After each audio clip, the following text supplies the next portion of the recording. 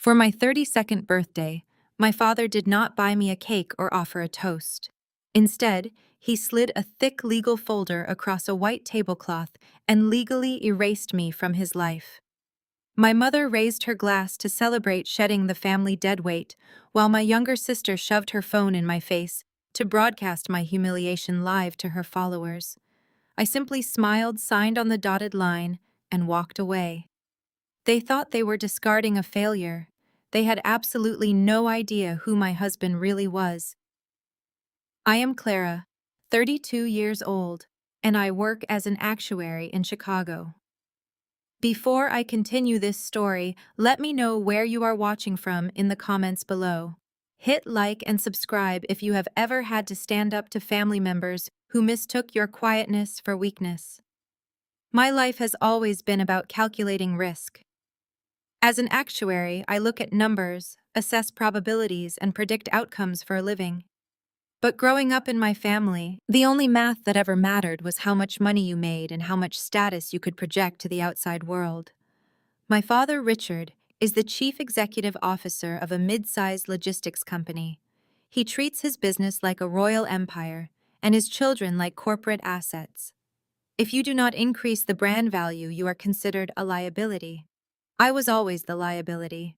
While my younger sister Madison pursued a flashy career in public relations and married an ambitious corporate lawyer, I chose a quiet, predictable life. I married David. David is 35, prefers plain cotton t-shirts to tailored suits, and drives an old Honda Civic. He told my family he does freelance consulting work. They see him as a lazy underachiever who dragged me down into mediocrity. I see him as my rock, the only person who ever valued me for my mind rather than my earning potential. The night of my 32nd birthday was supposed to be a rare family truce. My parents invited David and me to an upscale steakhouse in downtown Chicago. The restaurant was impossibly elegant, smelling of aged beef, expensive wine, and polished leather.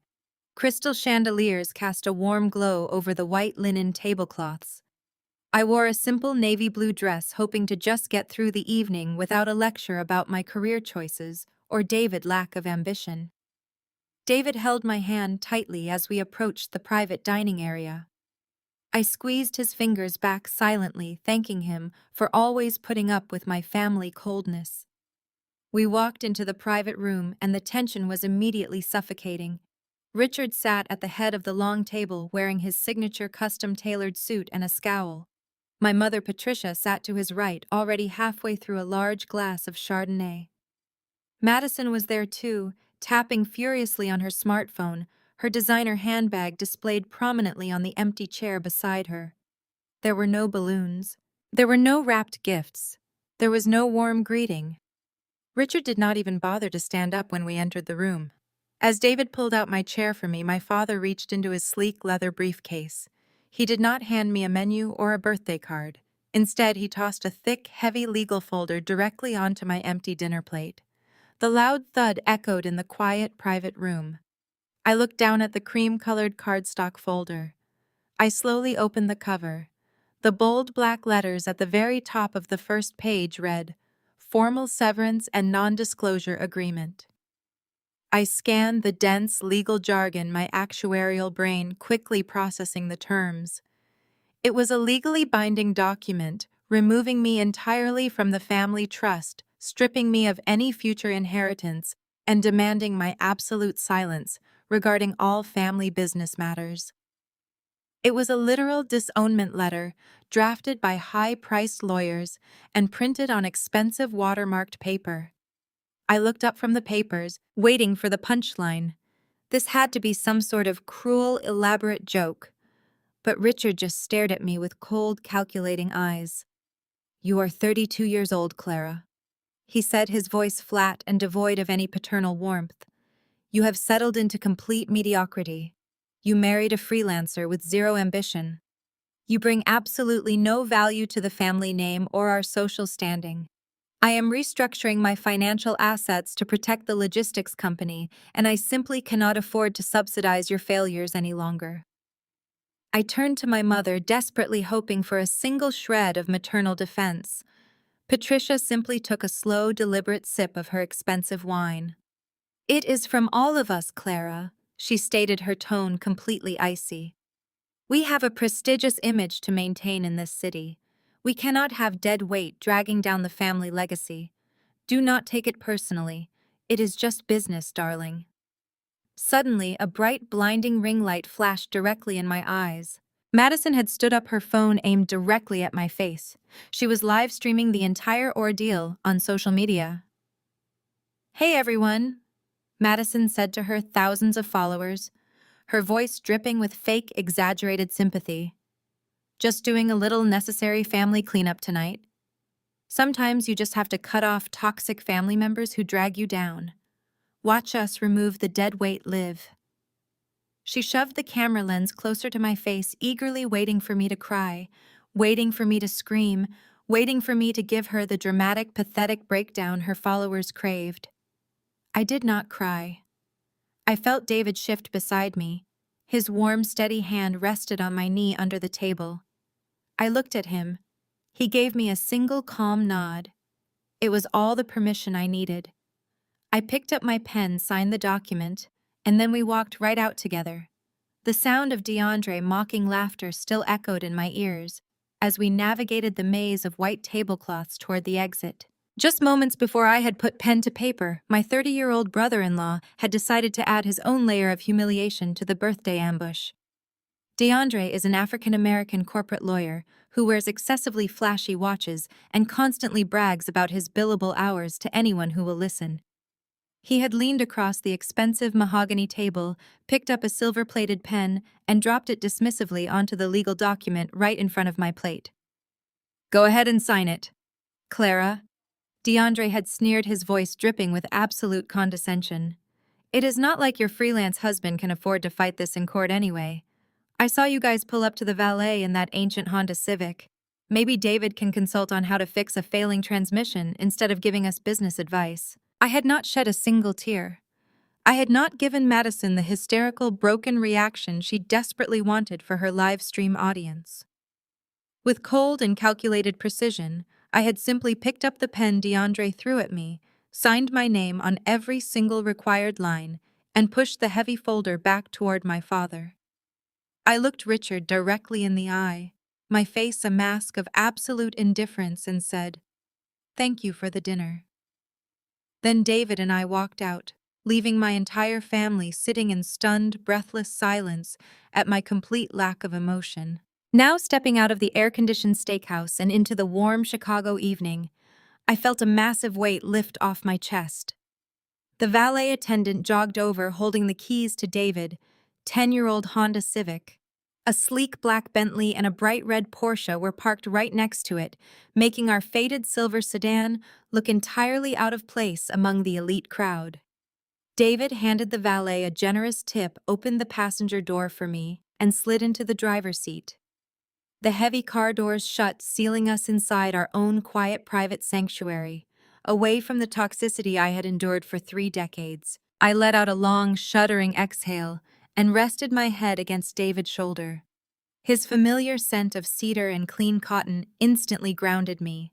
He reached over, weaving his fingers through mine, his thumb drawing gentle circles on the back of my hand.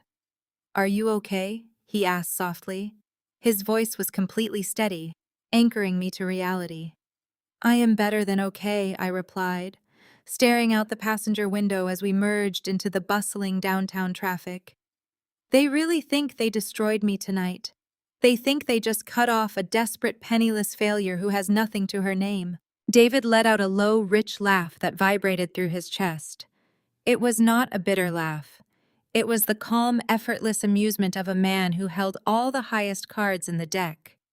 "If they only knew," he said, shaking his head. My family had spent the entire evening mocking my husband's plain cotton t-shirt, his faded denim jeans, and his unassuming demeanor. They genuinely believed David was a struggling freelancer, clinging to my modest actuary salary just to survive in the city. They loved looking down on him because it made their own heavily leveraged, debt-fueled lives feel infinitely superior. But they had absolutely no idea who David really was. David was not a struggling freelancer. He was the founder and majority shareholder of Vanguard Apex, For anyone outside the financial sector, the name might not mean much. But on Wall Street, Vanguard Apex was an absolute titan. It was a multi-billion-dollar private equity firm that bought, restructured, and sold international conglomerates. David had built the firm from the ground up in his 20s, turning aggressive market strategies into an institutional empire. He managed billions of dollars in assets, commanded boardrooms full of ruthless executives, and had the power to make or break entire global supply chains with a single signature. The reason David drove a beat-up Honda and dressed like a graduate student was simple. He did not need to perform wealth for anyone. When you hold that level of absolute earth-shattering financial power, you stop caring about flashy watches or designer belts. True wealth is silent. My family brand of wealth was loud, desperate, and entirely built on credit. Richard Logistics Company was a mid-sized operation that constantly struggled with cash flow, yet my parents insisted on country club memberships and luxury cars to keep up appearances. Madison and DeAndre were no different, drowning in high-interest debt just to afford their designer clothes and maintain their superficial social media lifestyle. When David and I first met, I fell in love with his brilliant mind and his grounding presence. I did not know about Vanguard Apex until things got serious between us. By the time he revealed the true extent of his financial empire, I was already deeply in love with the man, not his portfolio. We made a conscious decision to keep his identity completely hidden from my family. As an actuary, my entire career revolves around assessing risk and forecasting long-term liabilities. I calculate survival probabilities, financial ruin, and statistical inevitabilities. Looking back, keeping David's true identity a secret was the best risk management strategy I ever deployed. I knew exactly how Richard and Patricia operated. They were financial vampires. If they had known my husband possessed that magnitude of institutional wealth, they would have drained us dry. They would have demanded massive capital investments for the failing logistics company, expected luxury handouts to fund their country club facade, and used the Vanguard Apex name to elevate their own hollow social standing. By letting them believe he was a nobody, we protected our peace. More importantly, it allowed me to see exactly how conditional my family love truly was. Tonight was the ultimate proof. They had formally discarded me to protect their precious logistics company from what they perceived as my financial deadweight. As we drove past the glittering Chicago skyline headed back to our modest rented apartment, which we kept specifically to maintain our cover, I felt a dark, calculated sense of anticipation blooming in my chest. They had drawn the battle lines. They had humiliated me in public and legally severed our ties. They wanted to play a ruthless game of corporate survival.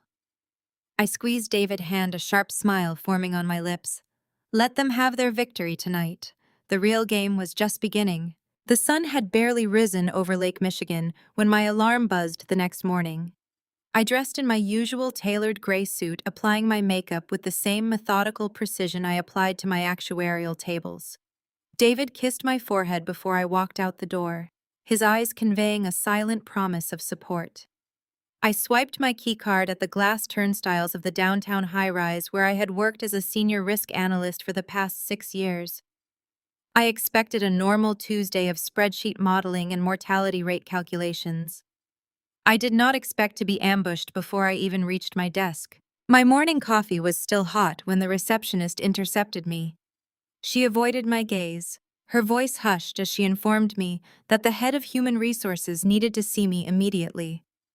A cold knot formed in my stomach.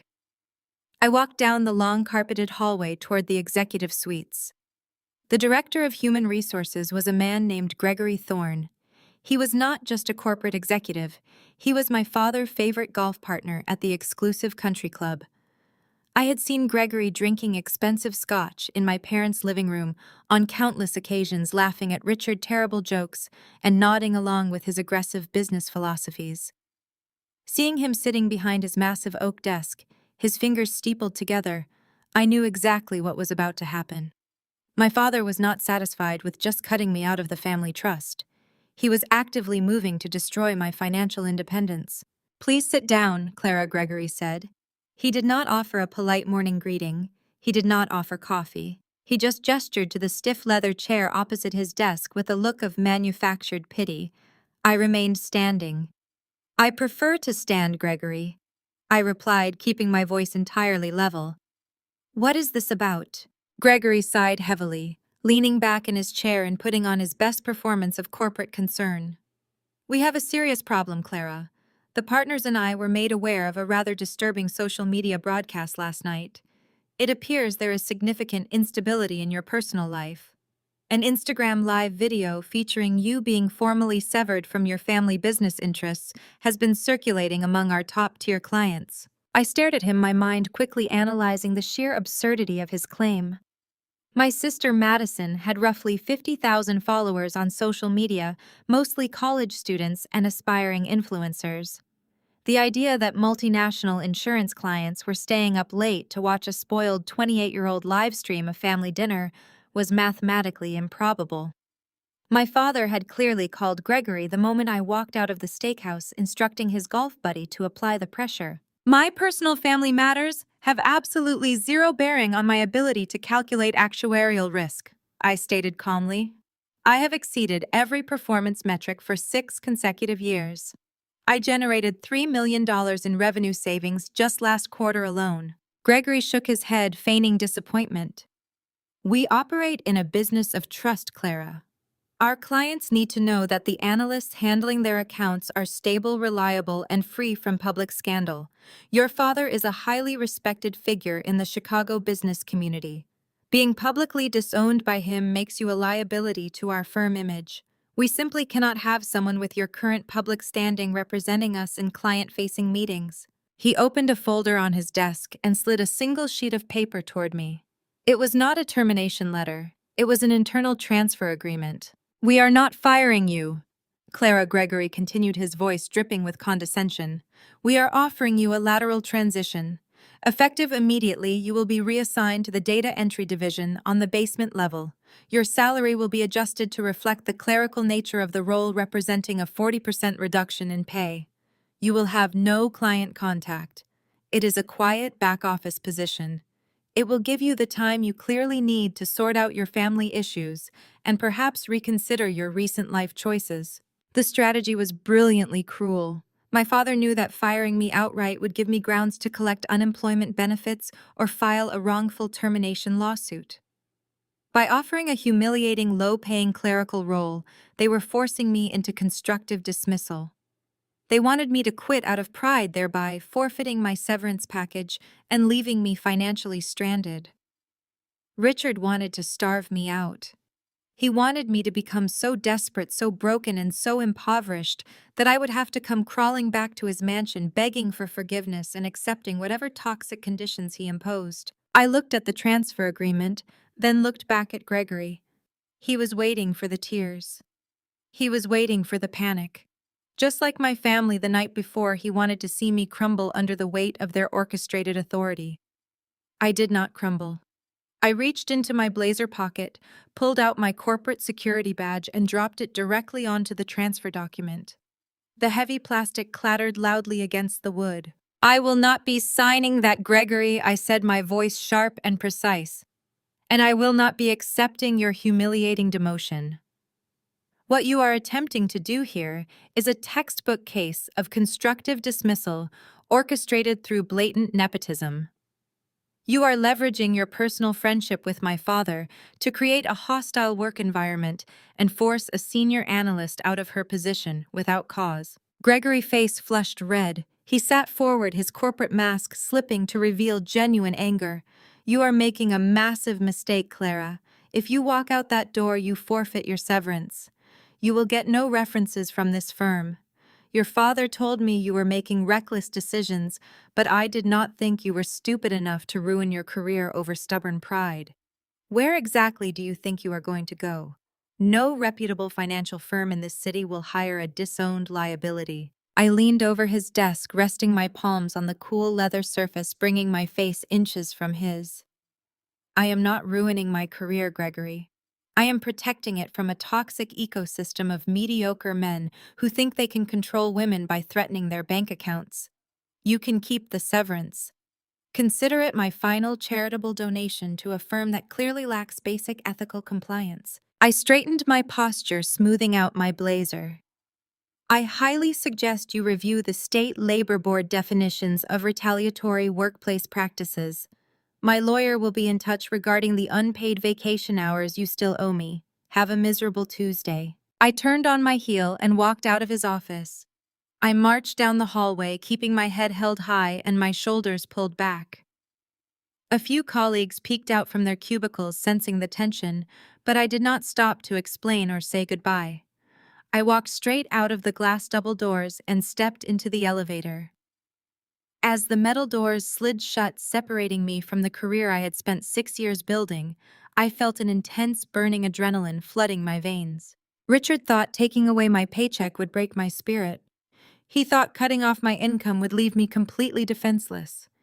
He had absolutely no idea that I was going home to a man who could buy his entire logistics company with the spare change in his corporate accounts. The war had officially escalated, and I was more than ready to fight back. Barely 48 hours passed before the next strike came. I had spent those 2 days savoring the quiet of our modest apartment, updating my resume, and strategizing my next move. David had been working from his home office, analyzing market trends, and quietly pulling the strings of his private equity empire. Our rented apartment was a sanctuary deliberately chosen for its unassuming exterior and solid brick walls. It was a place where we could shed the expectations of the outside world. I was sitting at the kitchen island, sipping a cup of dark roast coffee and reviewing a complex risk model I had designed for fun, when a sharp, aggressive pounding echoed from the front door. The knocks were frantic, lacking any basic courtesy. I set down my mug, exchanging a brief, puzzled look with David, who had just emerged from the hallway holding a financial report. I waved him back, signaling that I would handle it. I walked to the door and peered through the peephole. Standing in the hallway, looking distinctly out of place in our middle-class building, was DeAndre. He was wearing a $1,000 custom suit, tapping a leather briefcase impatiently against his leg and checking his flashy diamond watch. I unlocked the deadbolt and pulled the door open just wide enough to stand in the frame. DeAndre did not wait for an invitation. He shoved his shoulder against the wood, forcing his way past me and stepping right into the entryway of my apartment. He looked around the small living room, his lip curling into a distinct sneer as he took in the simple canvas sofa, the second-hand bookshelf, and the distinct lack of luxury. He looked like a predator who had just walked into a very disappointing trap. "You really live like this, Clara?" DeAndre asked, brushing invisible dust off his lapel. "I guess when you marry a freelancer, you have to settle for the bare minimum." I expected a little more pride from Richard's daughter, even the disowned one. I folded my arms across my chest, planting my feet firmly on the hardwood floor. "State your business, DeAndre," I said, keeping my tone perfectly flat. "You are trespassing in my home, and I do not have the patience for your aggressive posturing today. Get to the point or get out." DeAndre chuckled, a hollow, arrogant sound that grated against my nerves. He clicked open his leather briefcase and pulled out a fresh stack of legal documents printed on the same heavy watermarked paper as my disownment letter. He slammed the papers down onto my kitchen island right next to my coffee mug. "Your father is giving you a chance to prove your worth," DeAndre announced, as if he were delivering a royal decree. "Richard Logistics Company has hit a temporary cash flow issue.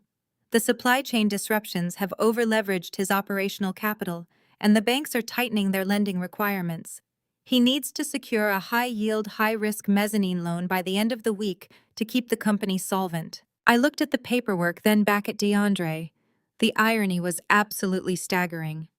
Less than 3 days ago, Richard had publicly severed ties with me, calling me a financial burden and a dead weight to the family legacy.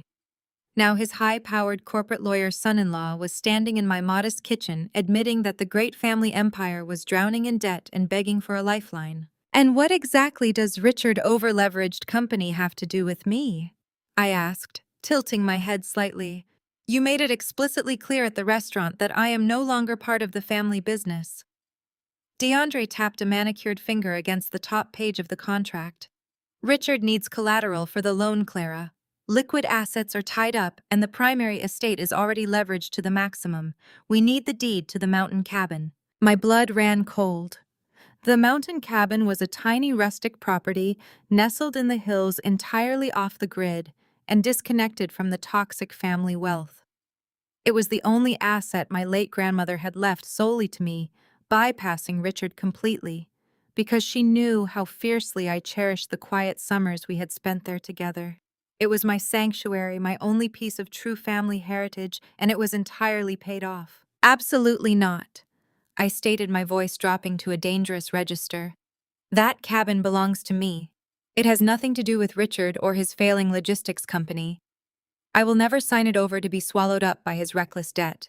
DeAndre's face hardened.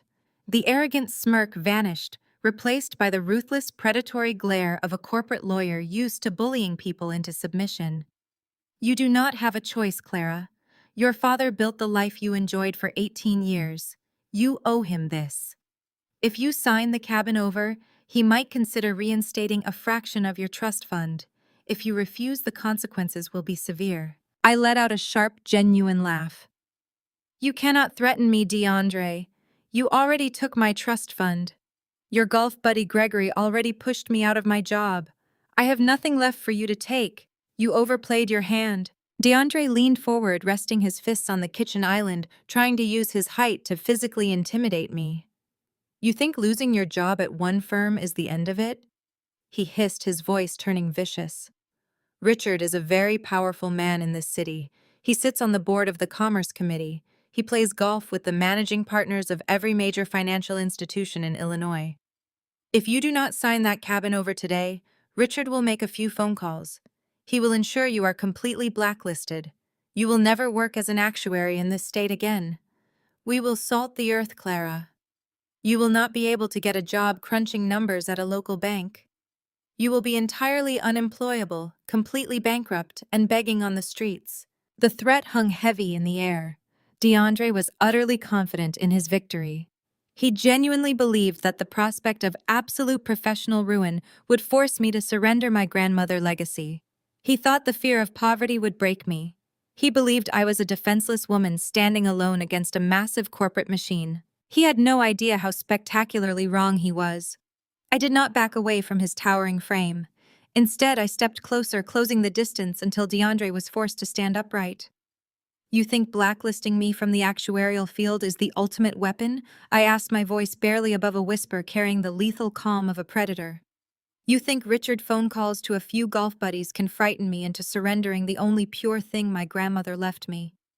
You come into my home uninvited, demanding my property to cover up Richard's monumental financial incompetence, and you think a threat is going to make me yield. DeAndre crossed his arms, trying to maintain his authoritative stance, but a flicker of uncertainty crossed his eyes. Sign the paper, Clara. It is the only logical choice. I stared at him with absolute contempt, letting the silence stretch between us. The audacity to demand my property after humiliating me on my birthday was matched only by their staggering financial desperation. They were bleeding cash, and they needed my cabin as a band-aid for a bullet wound. I picked up the heavy legal document, feeling the thick paper between my fingers. DeAndre's smirk began to return, assuming I was finally seeing reason. But I was not looking at the signature line. I was memorizing the name of the lender, the terms of the loan, and the exact depth of Richard's vulnerability. The war had arrived at my doorstep, and they had just handed me the blueprints to their own destruction.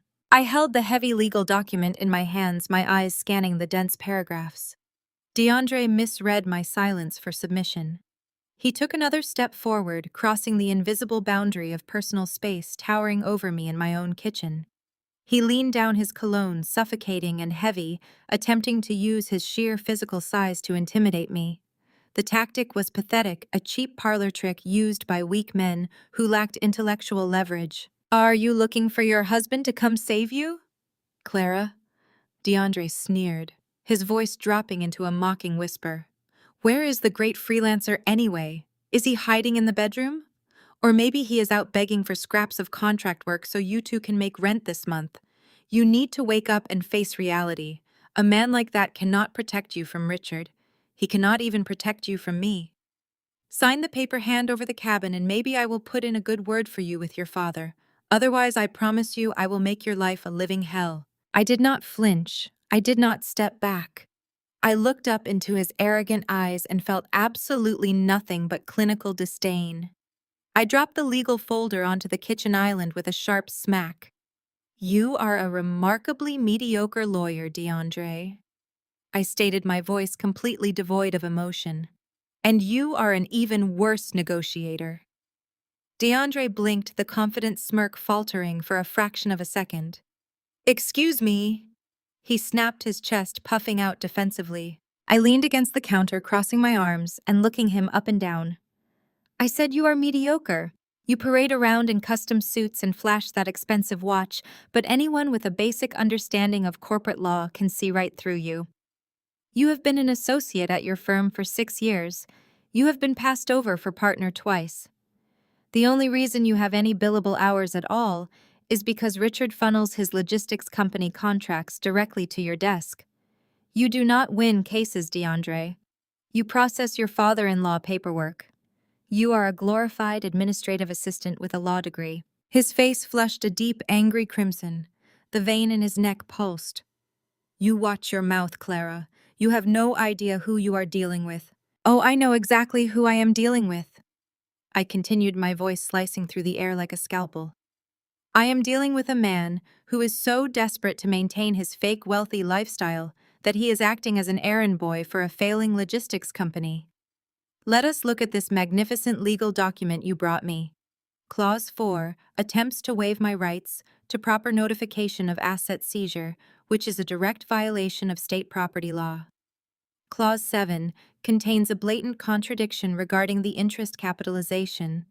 If you submitted this to any competent judge, they would throw it out and sanction you for legal incompetence. You did not even read the boilerplate language before you printed it, did you? DeAndre opened his mouth, stammering, struggling to formulate a coherent defense. His aggressive posture collapsed under the weight of my precision. He was not used to being dismantled with facts. He was used to dealing with Madison, who cared only about optics, and Richard, who valued blind loyalty over actual competence. You came into my home to threaten my career, I said, taking a deliberate step toward him, forcing him to shift his weight backward. You thought you could leverage my fear to steal my grandmother property, but you forgot one crucial detail. I am an actuary. I evaluate risk for a living. And right now, looking at you and looking at Richard, desperate scramble for mezzanine debt, I can tell you with absolute certainty that your entire financial ecosystem is about to collapse. Now get out of my apartment. He stood there stunned, his mouth opening and closing silently. I said, get out, DeAndre, I commanded, stepping forward again, physically backing him into the narrow entryway. He stumbled backward, nearly tripping over the edge of the hallway rug. You are going to regret this, Clara, he sputtered, trying frantically to regain his composure as he retreated toward the door. Richard is going to destroy you. You are going to lose everything. Tell Richard I am looking forward to the show, I replied. Before he could utter another empty threat, I grabbed the heavy wooden door and slammed it directly in his face.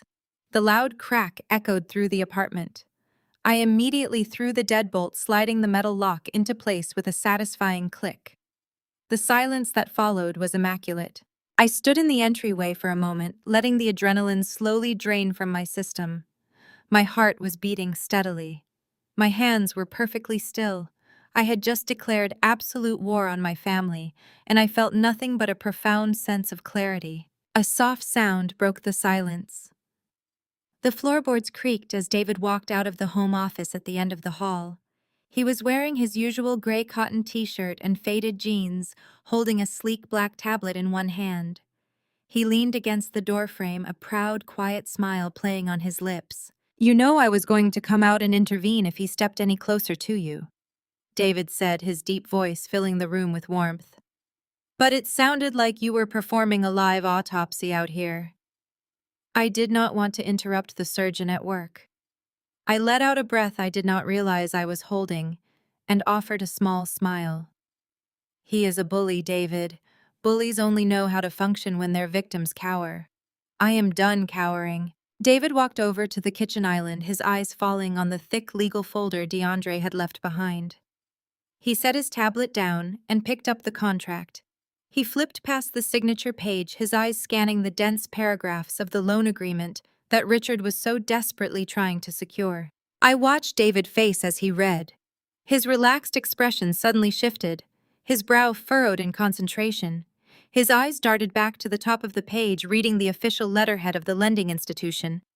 A beat of silence passed. Then David's shoulders began to shake. A low, dark chuckle escaped his throat. The chuckle grew into a genuine, full-bodied laugh. It was a rich, booming sound that echoed off the brick walls of our modest apartment. He dropped the legal document back onto the counter, shaking his head in absolute disbelief. I walked over to the island, confused by his reaction. "What is it?" I asked, looking at the papers. "What is so funny?" David pointed a finger at the bold text printed at the very top of the loan agreement. It was the name of the secondary credit fund Richard was attempting to borrow from, a notorious high-yield predatory lending firm known for swallowing distressed companies whole. Clara, David said, his laughter subsiding into a sharp, incredibly dangerous smile. "Do you see the name of this creditor? Do you see who your father is begging for money?" I read the name aloud. Horizon Apex Credit Partners. I looked up at him. "I know they handle distressed debt, but why is that funny?" David leaned his hands on the kitchen counter, his dark eyes locking onto mine with an intensity that made the air in the room feel electric. "It is funny, Clara, because Richard thinks he is dealing with a faceless corporate entity. He thinks he is just signing a standard high-risk loan to save his failing logistics company. He has no idea who holds the leash." I stared at him, the pieces slowly beginning to align in my mind. "You know this fund?" I asked. David picked up the document again, tapping the logo. "I do not just know this fund, Clara. I know everything about it. And DeAndre just handed us the exact weapon we need to dismantle your father's entire empire." David did not wait for me to ask another question. He grabbed the legal document off the kitchen island and walked straight down the hallway to his home office. I followed close behind him, my heart hammering a steady, rhythmic beat against my ribs. The room was sparsely decorated, containing only a massive walnut desk, a comfortable ergonomic chair, and a custom-built computer setup that looked like it belonged in a secure server facility. David sat down and woke up his primary monitor. He entered a complex sequence of passwords followed by a biometric scan on a peripheral device. The screen blinked to life, displaying the highly secured internal terminal of Vanguard Apex. The interface was sleek, dark, and filled with real-time financial data streaming across multiple columns. He typed the name of the secondary credit fund into the global search bar. Horizon Apex Credit Partners. He hit enter. A massive corporate hierarchy chart populated the screen. "Look at the top of the ownership tree," Clara, David instructed, pointing a steady finger at the monitor. I leaned over his shoulder, my eyes tracing the lines of corporate subsidiaries. Horizon Apex Credit Partners was owned by a holding company, which was owned by a larger financial group, which ultimately pointed to a single supreme parent entity, Vanguard Apex. "We quietly acquired them 3 weeks ago." David explained, his voice low and dangerous. "Horizon specializes in distressed corporate debt. We bought their entire portfolio at a massive discount because we have the institutional leverage to restructure or liquidate those assets more efficiently." Richard thinks he is begging an independent mid-tier credit fund for a lifeline. He has absolutely no idea that the fund is a wholly owned subsidiary of my private equity firm. I am the sole person who dictates the lending parameters. I am effectively your father's supreme creditor. The magnitude of the revelation washed over me. Richard had walked into a restaurant, mocked my husband for driving a Honda, and legally disowned me to protect his wealth. Meanwhile, David had literally just purchased the very institution Richard was begging for survival. "But why is DeAndre submitting this loan application to your subsidiary?" I asked, pulling up a chair beside him. "If Richard Logistics Company is just experiencing temporary supply chain issues, standard commercial banks should be able to bridge the gap. You only go to a predatory fund like Horizon when traditional banks shut their doors." "Exactly," David said, a sharp smile forming. "Traditional banks only shut their doors when the math stops making sense. And nobody understands math better than you. Let us see what your father is hiding." David accessed the secure lending portal and pulled up the complete digital file for Richard pending loan application. DeAndre had uploaded hundreds of pages of corporate financial statements, tax returns, and asset valuations. To an untrained eye, the sheer volume of paperwork looked legitimate and professional. But I was not an untrained eye. I was a senior actuary. I spent my entire career finding the hidden liabilities that companies desperately tried to bury. "Give me the keyboard," I said, rolling my chair closer to the desk. David slid the keyboard over and leaned back, giving me full access to the logistics empire my father loved more than his own daughter. I opened the operational cash flow statements and the depreciation schedules. My fingers flew across the keys, exporting the data into a rapid modeling spreadsheet I built from scratch. It only took me 20 minutes to find the first thread. Once I pulled it, the entire sweater began to unravel. "Look at this," I said, pointing to a column of projected revenue. "Richard is booking future unearned revenue as current cash on hand. He is counting contracts that have not even been executed yet as liquid assets to inflate his operational margins." David leaned forward, his eyes scanning the numbers. "That is aggressive accounting, but is it outright fraud?" I switched to the equipment depreciation logs. It is fraud when you combine it with phantom assets. Look at the fleet registry. Richard is listing 80 commercial transport trucks as fully operational and generating revenue. But if you cross-reference the maintenance logs and the insurance premiums paid last quarter, they are only insuring 40 active vehicles. The other 40 trucks are either sitting on cinder blocks in a scrapyard, or they do not exist at all.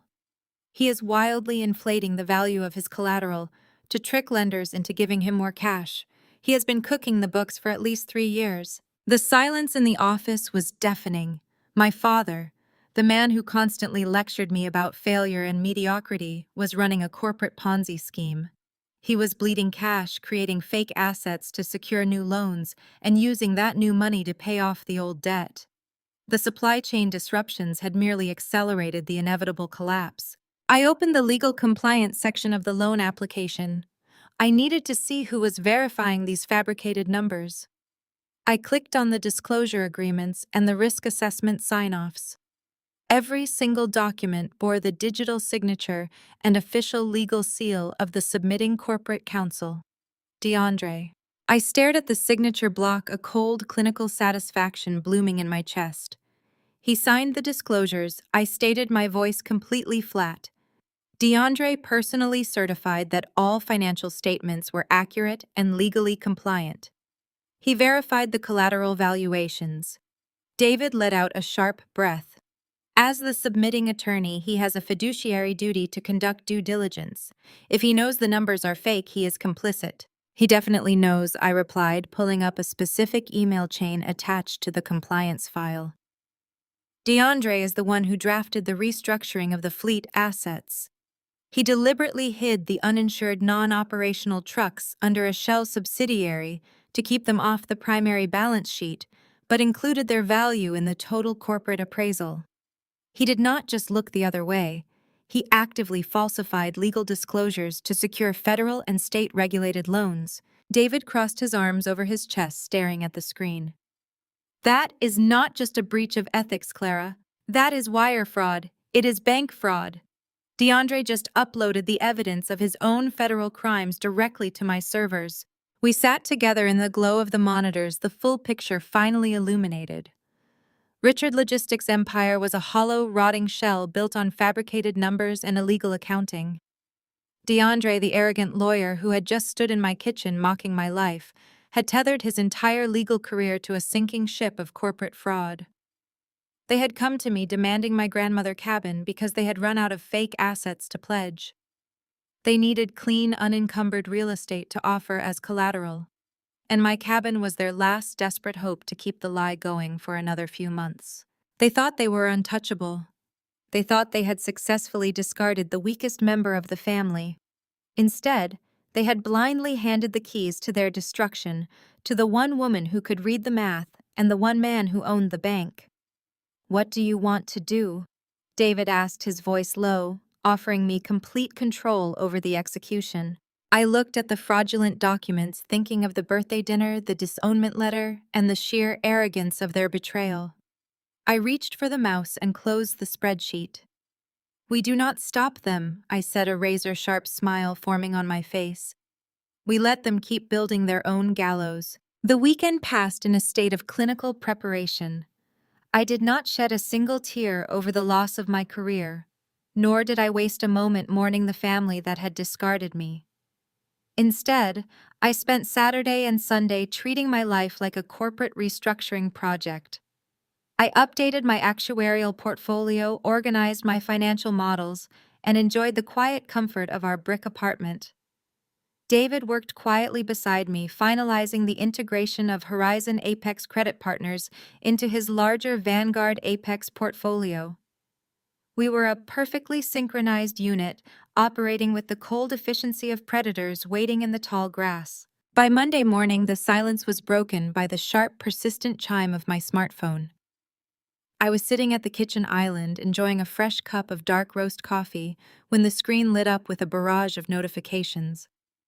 I picked up the device and saw a direct message from my sister.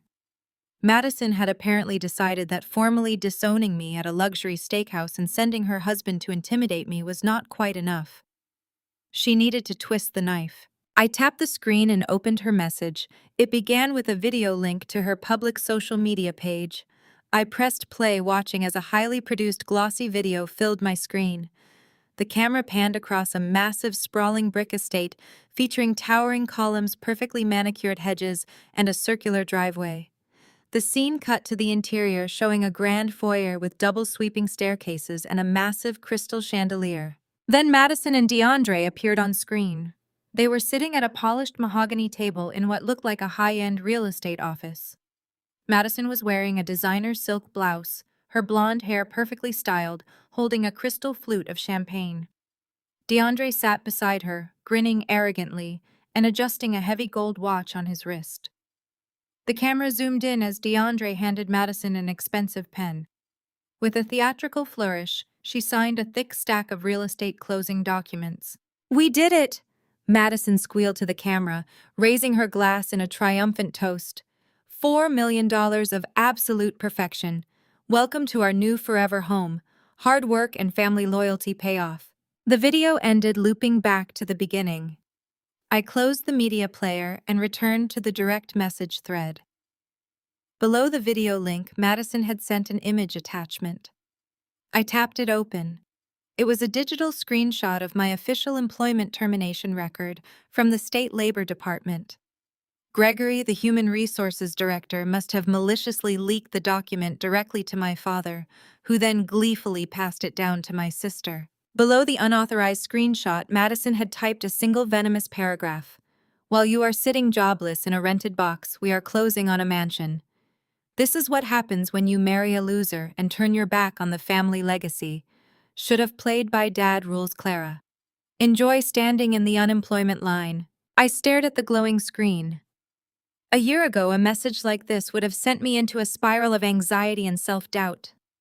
I would have questioned my choices, my marriage, and my self-worth.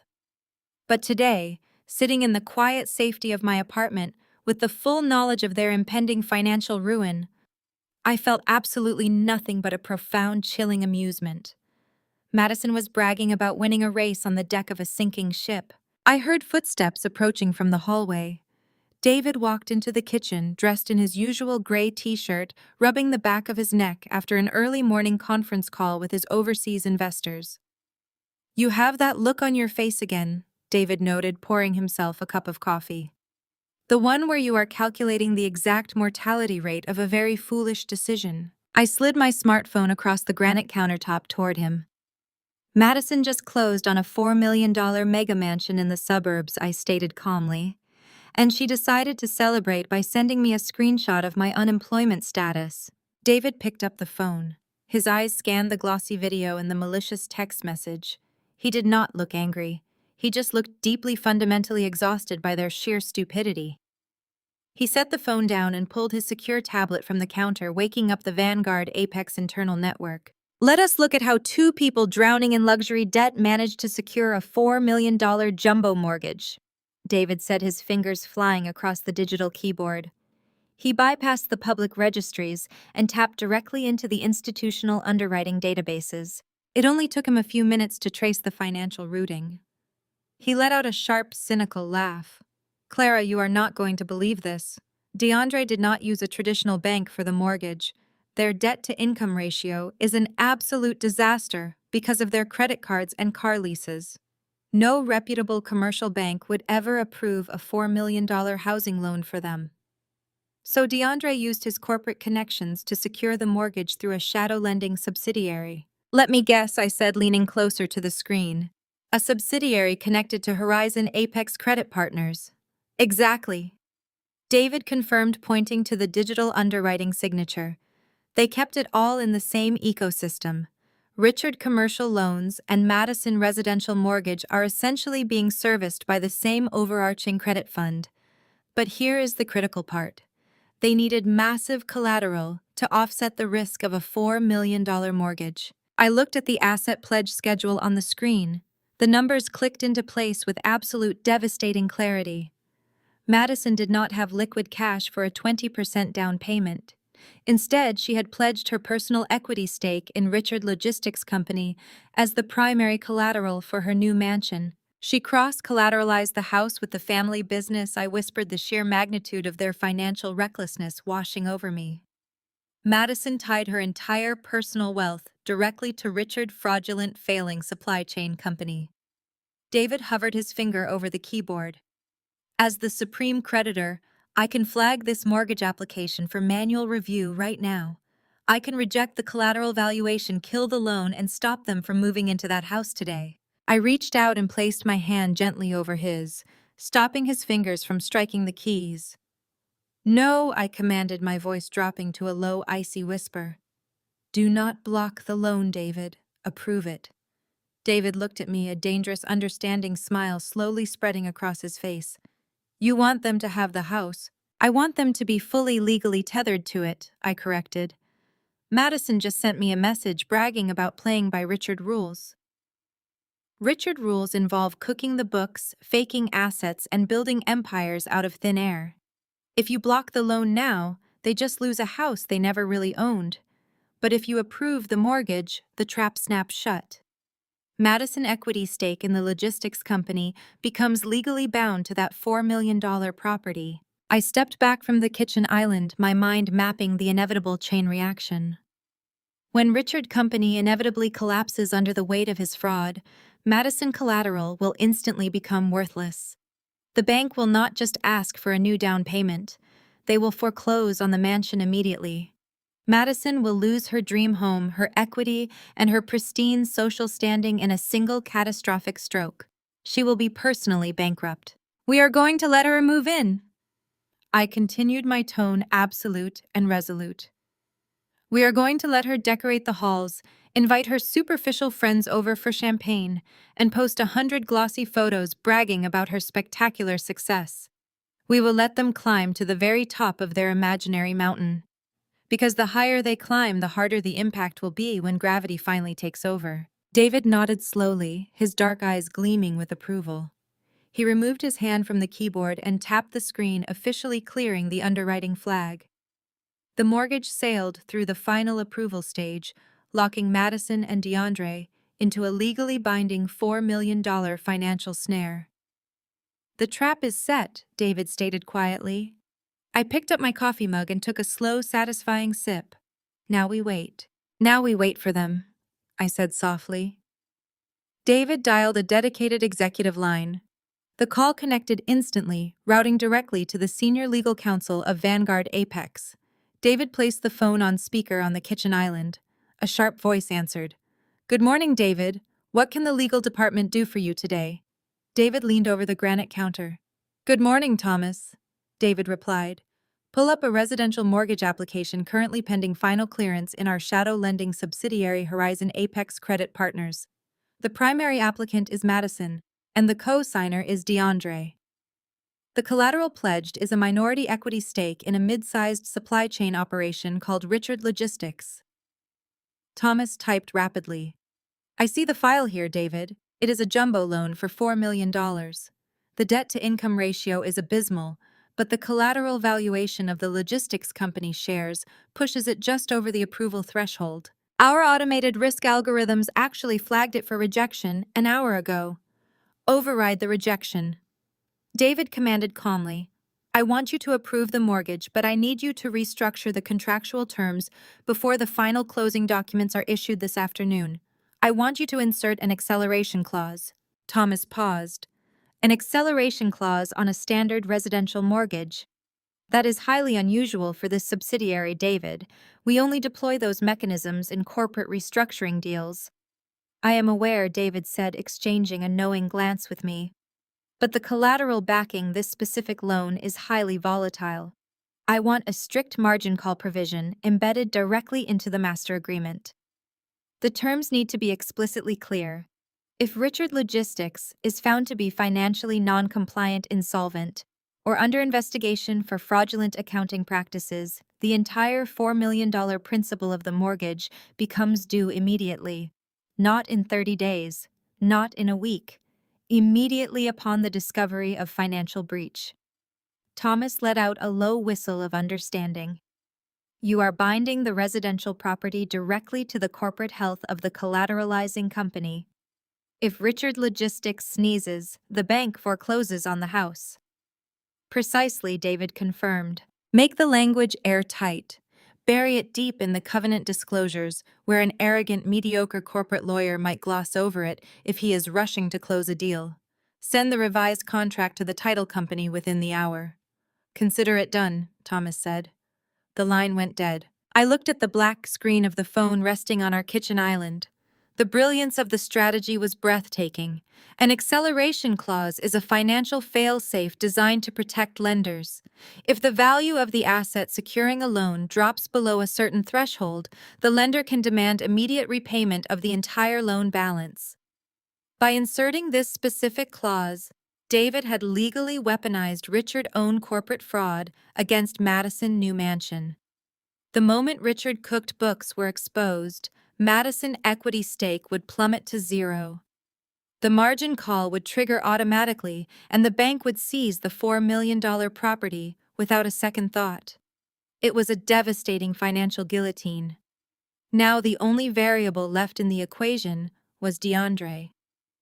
As the submitting attorney and co-signer, it was his absolute legal responsibility to review every single page of the closing documents before allowing his wife to sign. A competent lawyer would flag the margin call, recognize the extreme financial peril it posed, and advise his clients to walk away from the deal. But DeAndre was not a competent lawyer. He was a vain amateur who cared more about wealth than the mechanics of the law. We did not have to wait long at all to see if our specific theory held entirely true. By 3 p.m, my phone buzzed with another social media notification. Madison could not resist broadcasting her supposed triumph. I opened the application and watched her latest video update. The setting was a lavish boardroom at a high-end title agency. Madison was sitting at the head of the polished table holding a silver pen, giggling as she posed for the camera.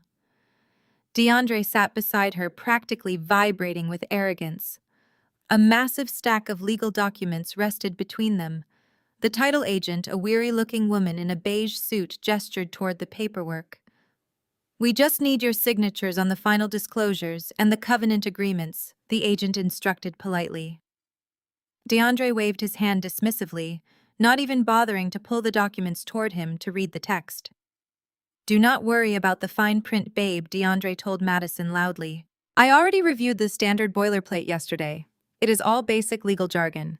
Just sign on the sticky tabs so we can go pick up the keys to our new estate." Madison did exactly as she was told.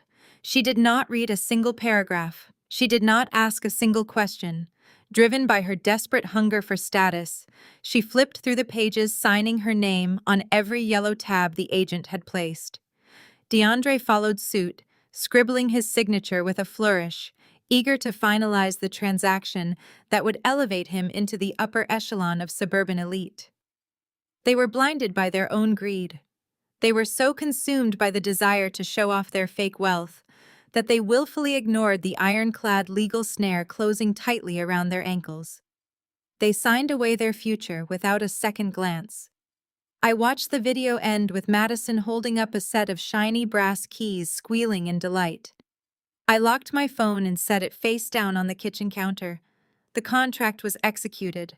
The digital ink was completely dry and finalized. The mortgage was officially recorded in the county database, and the acceleration clause was now an inescapable, legally binding reality. DeAndre had just signed a document guaranteeing his own financial execution, and he had done it with a smile on his face. The trap was perfectly set, the bait was taken, and the mechanism was locked tight. 3 weeks passed. I did not spend a single moment of those 21 days wallowing in self-pity or mourning the loss of a family that had never truly valued me. While Madison spent her days posting endless digital tours of her highly leveraged suburban mansion, and Richard frantically juggled his fraudulent corporate accounts to keep the lights on, I operated in absolute disciplined silence. My father genuinely believed his angry phone calls to a few local human resources directors had successfully blacklisted me from the financial sector. He thought he had starved me out of the industry entirely. But Richard only understood the petty insular world of mid-tier logistics and regional country clubs. He had absolutely no comprehension of the global financial ecosystem, and he severely underestimated the stellar professional reputation I had meticulously built over the last decade. I immediately reached out to my private network of executive recruiters. I did not need to beg for a low-level analyst position or grovel for an entry-level salary. My track record of saving my previous firm millions of dollars in calculated risk mitigation spoke entirely for itself. Within 4 days of walking out of Gregory's office, I had secured 5 interviews with multinational corporations that operated far outside Richard's sphere of influence. The recruiters were practically fighting over my resume. By the end of the second week, I received a formal offer from one of the premier global risk management firms in the world. They did not just offer me a lateral move. They recognized my exact value and brought me on as a senior vice president of actuarial strategy. My new base salary was triple what I had been making previously, not including the aggressive performance bonuses, signing perks, and lucrative executive stock options. It was a staggering elevation in my career, representing a level of corporate power and financial independence that Richard had always insisted a woman could never achieve. I signed the employment contract with a steady hand and a clear mind. I did not update my professional networking profiles. I did not make a celebratory post on social media to brag to the masses. I told absolutely no one outside of David and my new executive team. I let my family continue to believe I was sitting in my rented apartment unemployed, terrified, and counting my last few pennies. Silence is the ultimate luxury of the truly successful. David and I settled into our new routine with quiet, deadly satisfaction. Every evening we would sit at the kitchen island drinking coffee and reviewing the financial health of Richard Logistics Company through the secure Vanguard Apex terminal. The numbers were increasingly catastrophic. The supply chain issues had accelerated, and Richard's cash reserves were completely depleted. He was relying entirely on the high-interest credit lines from David's subsidiary to make payroll and cover essential operating costs. David's underwriting team watched the daily balance sheets bleed red. The corporate fraud was becoming impossible for Richard to hide from the sophisticated algorithms monitoring his accounts. The margin call trigger attached to Madison Mansion was practically vibrating with tension, waiting for the final push. Richard was a desperate man, backed into a very dark corner, which meant he was about to make a very loud, very expensive mistake. That mistake arrived in the form of the annual State Commerce Gala. The gala was the most prestigious corporate event in the city, an extravagant black tie affair, where the elite titans of industry gathered to network secure funding and celebrate their own immense wealth. Tickets were incredibly expensive, and the guest list was strictly curated to exclude anyone who did not meet a certain financial threshold. We soon discovered through the Vanguard Apex intelligence network that Richard had spent a massive chunk of his remaining borrowed capital to buy a platinum sponsor table at the event. Even more pathetic, he had essentially bribed the organizing committee through back-channel donations to secure a nomination for the Entrepreneur of the Year award. He did not care about the trophy itself. The nomination was a calculated, desperate marketing stunt.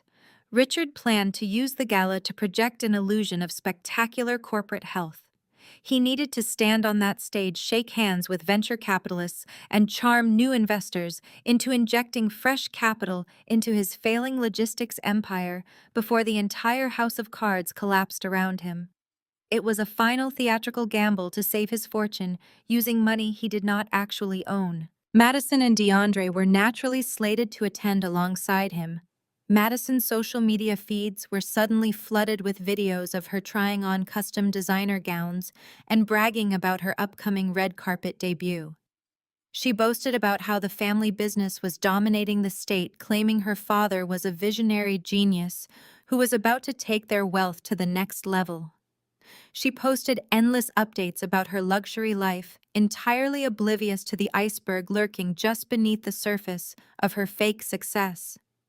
They were polishing the brass on a sinking ship, convinced of their own invincibility. My new firm, being a massive global entity, automatically held a permanent VIP table at the State Commerce Gala. As a newly minted senior vice president, my attendance was expected and required. Furthermore, David Firm Vanguard Apex was quietly listed as the anonymous diamond sponsor of the entire evening, giving him ultimate authority over the event proceedings. The collision course was set in stone. My family was preparing to walk into that ballroom expecting to be crowned business royalty. They expected to solicit millions of dollars from wealthy investors who they assumed were easy marks. They thought they had left me completely destroyed, humiliated, and banished from their elite circles forever. They had no idea that the very people they were going to beg for money were already sitting in my living room holding the deed to their mansion and the absolute debt of their entire company. I looked at the embossed gala invitation resting on my kitchen counter, tracing the gold lettering with my finger. I looked up at David, who was already smiling that sharp, dangerous smile. The time for operating in the shadows was over. It was time to get dressed. The grand ballroom of the hotel was a spectacle of gilded excess. Massive crystal chandeliers cast a brilliant warm light over hundreds of the most influential figures in the state.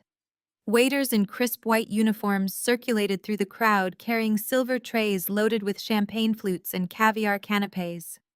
The air was thick with the scent of expensive perfume and the low, constant hum of strategic networking. This was the pinnacle of corporate society, a place where multi-million-dollar deals were sealed with a simple handshake and a clink of crystal. In the center of the room, standing near an ice sculpture carved into the shape of a soaring eagle, my family was putting on the performance of a lifetime. Richard was holding court, wearing a rented velvet dinner jacket that he clearly thought made him look like a visionary titan. He was aggressively schmoozing a group of local politicians and prominent angel investors, gesturing wildly with his hands as he pitched his supposedly booming logistics empire. Patricia stood faithfully by his side, draped in a heavy sequined dress, laughing excessively at every mediocre joke the investors made. A few feet away, Madison and DeAndre were busy ensuring their fake wealth was properly documented. Madison was holding her smartphone high in the air, spinning in a circle to capture the luxury of the ballroom for her social media followers. She wore a bright crimson gown that screamed for attention, while DeAndre leaned casually against a cocktail table, flashing his oversized gold watch at anyone who walked by. They looked incredibly smug, completely convinced they were the elite royalty of the evening.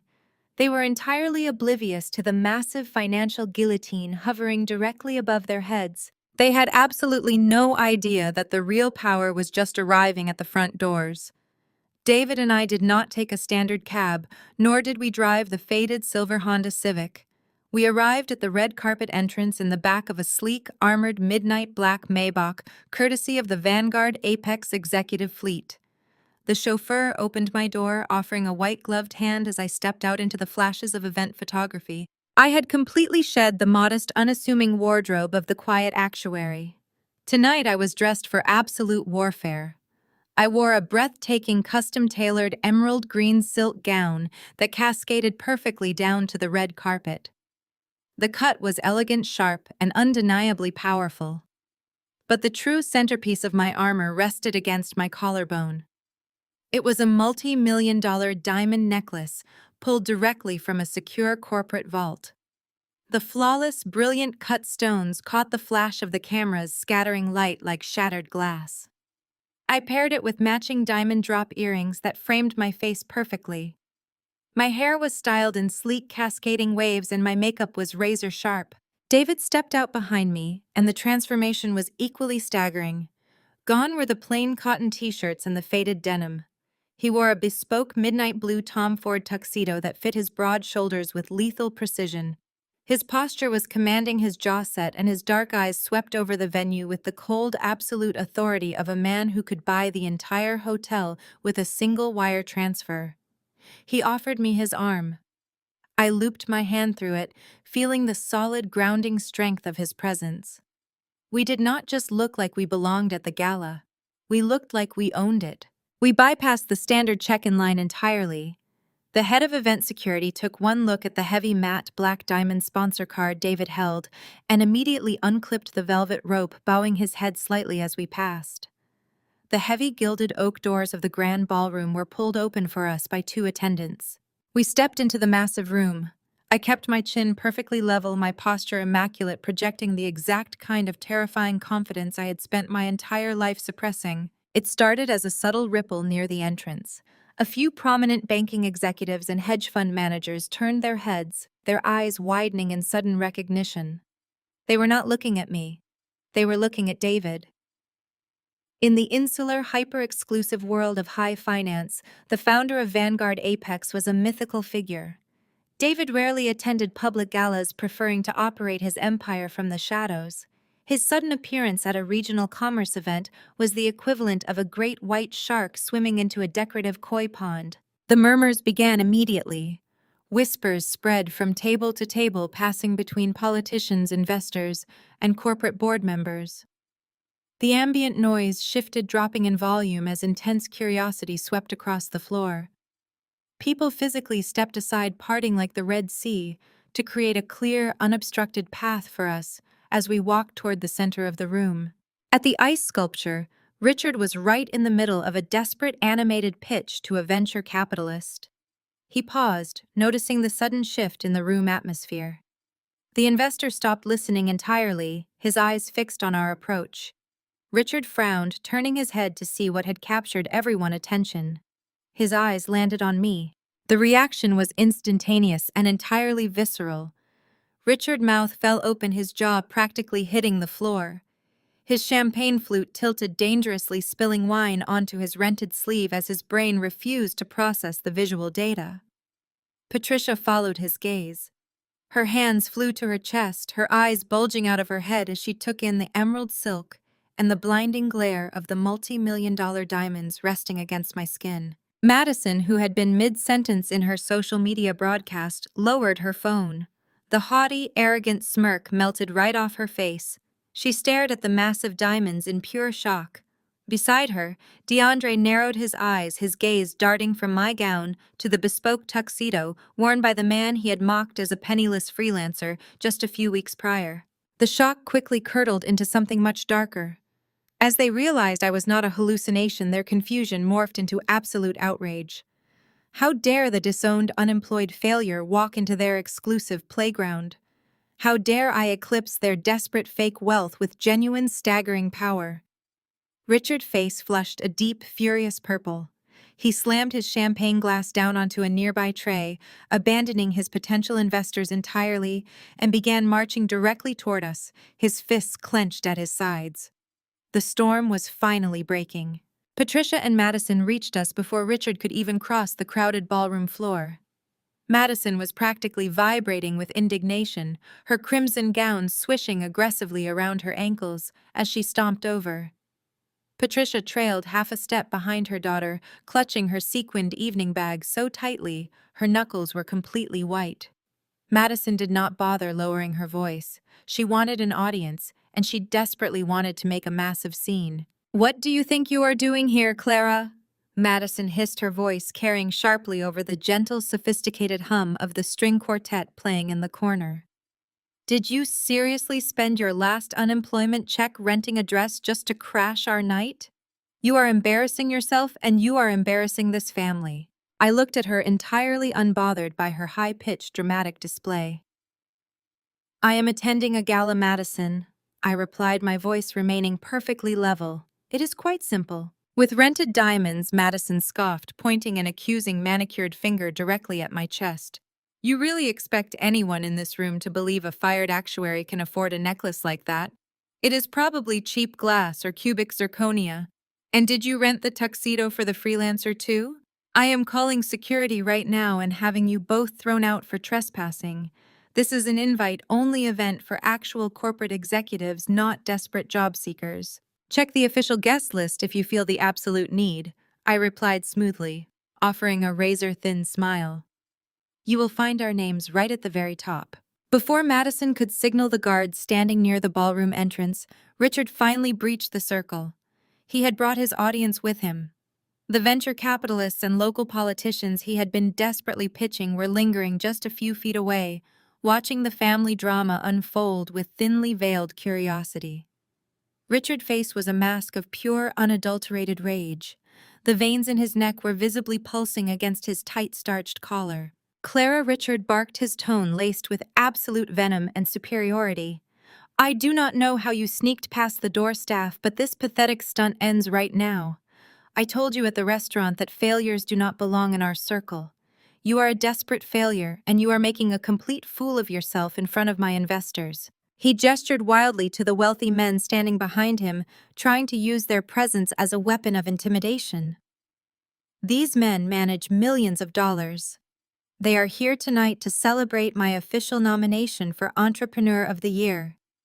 They do not have time for your bitter, unemployed jealousy. Turn around, walk out those doors, and do not ever show your face in my presence again. Leave before I have you publicly escorted out of the building." Richard stood there, breathing heavily, expecting me to shrink away. He expected the quiet, obedient daughter who had taken his verbal abuse for 3 decades to simply fold under the pressure of his public rejection. He wanted me to run away in tears, broken and humiliated. I did not move a single inch. I felt David step slightly closer to me, a silent, immovable wall of support, but he let me take the lead. This was my battle to fight. "I am not going anywhere, Richard," I stated, my voice projecting a cold, razor-sharp authority that sliced right through the ambient noise of the ballroom. I did not call him Dad. That familial title was dead and buried. And as for the jewelry, I said, turning my gaze briefly back to Madison, "These diamonds are fully insured and absolutely real, which is far more than I can say for the collateral you pledged for your new mortgage." Madison's face went completely slack, but before she could process the underlying thread of my words, I focused my entire attention back onto Richard. I looked directly past his shoulder, making deliberate, unblinking eye contact with the venture capitalists he had been trying to woo all evening. "It is fascinating to hear you boast about your brilliant business acumen," Richard Fraser continued, speaking clearly and loudly enough for the investors to hear every single syllable. "Especially considering the highly aggressive restructuring your logistics company is currently undergoing. I was under the impression that borrowing from high-yield secondary credit funds at exorbitant interest rates was a clear sign of severe operational distress, not a badge of entrepreneurial excellence." Richard's face drained of all color. The furious purple vanished, replaced by an ashen, sickly gray. "Shut your mouth right now," he hissed, taking a panicked step forward. "I just find your accounting strategies incredibly innovative." I pressed on, my tone dripping with clinical, terrifying professionalism. "Listing non-operational fleet vehicles as liquid assets to secure mezzanine debt is certainly a bold choice. I am sure these gentlemen investing their millions would love to hear more about how you leverage phantom assets to cover your massive payroll deficits. It really is a fascinating approach to cash flow management." The effect was instantaneous and absolutely devastating. The venture capitalists standing behind Richard exchanged alarmed, panicked glances. In the ruthless world of high finance, phrases like secondary credit funds, phantom assets, and payroll deficits were massive, screaming red flags. These men were professional risk assessors. They smelled the blood in the water immediately. One of the lead investors, a silver-haired man who had been holding a glass of aged scotch, cleared his throat awkwardly. "Richard," the investor said, taking a very deliberate step backward away from my father. I think my partners and I are going to grab another drink. We can reconnect later. Perhaps much later. The group of wealthy men turned on their heels and quickly scattered into the crowded ballroom, completely abandoning Richard. They treated him like he was suddenly radioactive. In less than 60 seconds, I had deployed my actuarial expertise to completely dismantle the fake corporate empire he had spent all night trying to sell. Richard stood frozen, watching his financial lifeline walk away. His hands shook with helpless, impotent rage. Patricia clutched his arm, her eyes darting frantically around the ballroom as she realized people were staring at their public humiliation. Madison and DeAndre were completely speechless, unable to comprehend how the sister they viewed as a worthless peasant had just executed a flawless surgical strike against their primary source of wealth. I smiled at them, a chilling, triumphant expression settling over my features. "Enjoy your champagne, Richard," I said softly. "You are going to need it." Patricia and Madison reached us before Richard could even cross the crowded ballroom floor. Madison was practically vibrating with indignation, her crimson gown swishing aggressively around her ankles as she stomped over. Patricia trailed half a step behind her daughter, clutching her sequined evening bag so tightly her knuckles were completely white. Madison did not bother lowering her voice. She wanted an audience, and she desperately wanted to make a massive scene. "What do you think you are doing here, Clara?" Madison hissed, her voice carrying sharply over the gentle, sophisticated hum of the string quartet playing in the corner. "Did you seriously spend your last unemployment check renting a dress just to crash our night? You are embarrassing yourself, and you are embarrassing this family." I looked at her, entirely unbothered by her high-pitched dramatic display. "I am attending a gala, Madison," I replied, my voice remaining perfectly level. "It is quite simple." With rented diamonds, Madison scoffed, pointing an accusing manicured finger directly at my chest. "You really expect anyone in this room to believe a fired actuary can afford a necklace like that? It is probably cheap glass or cubic zirconia. And did you rent the tuxedo for the freelancer too? I am calling security right now and having you both thrown out for trespassing. This is an invite-only event for actual corporate executives, not desperate job seekers. Check the official guest list if you feel the absolute need," I replied smoothly, offering a razor-thin smile. "You will find our names right at the very top." Before Madison could signal the guards standing near the ballroom entrance, Richard finally breached the circle. He had brought his audience with him. The venture capitalists and local politicians he had been desperately pitching were lingering just a few feet away, watching the family drama unfold with thinly veiled curiosity. Richard's face was a mask of pure, unadulterated rage. The veins in his neck were visibly pulsing against his tight, starched collar. Clara, Richard barked, his tone laced with absolute venom and superiority. "I do not know how you sneaked past the door staff, but this pathetic stunt ends right now. I told you at the restaurant that failures do not belong in our circle.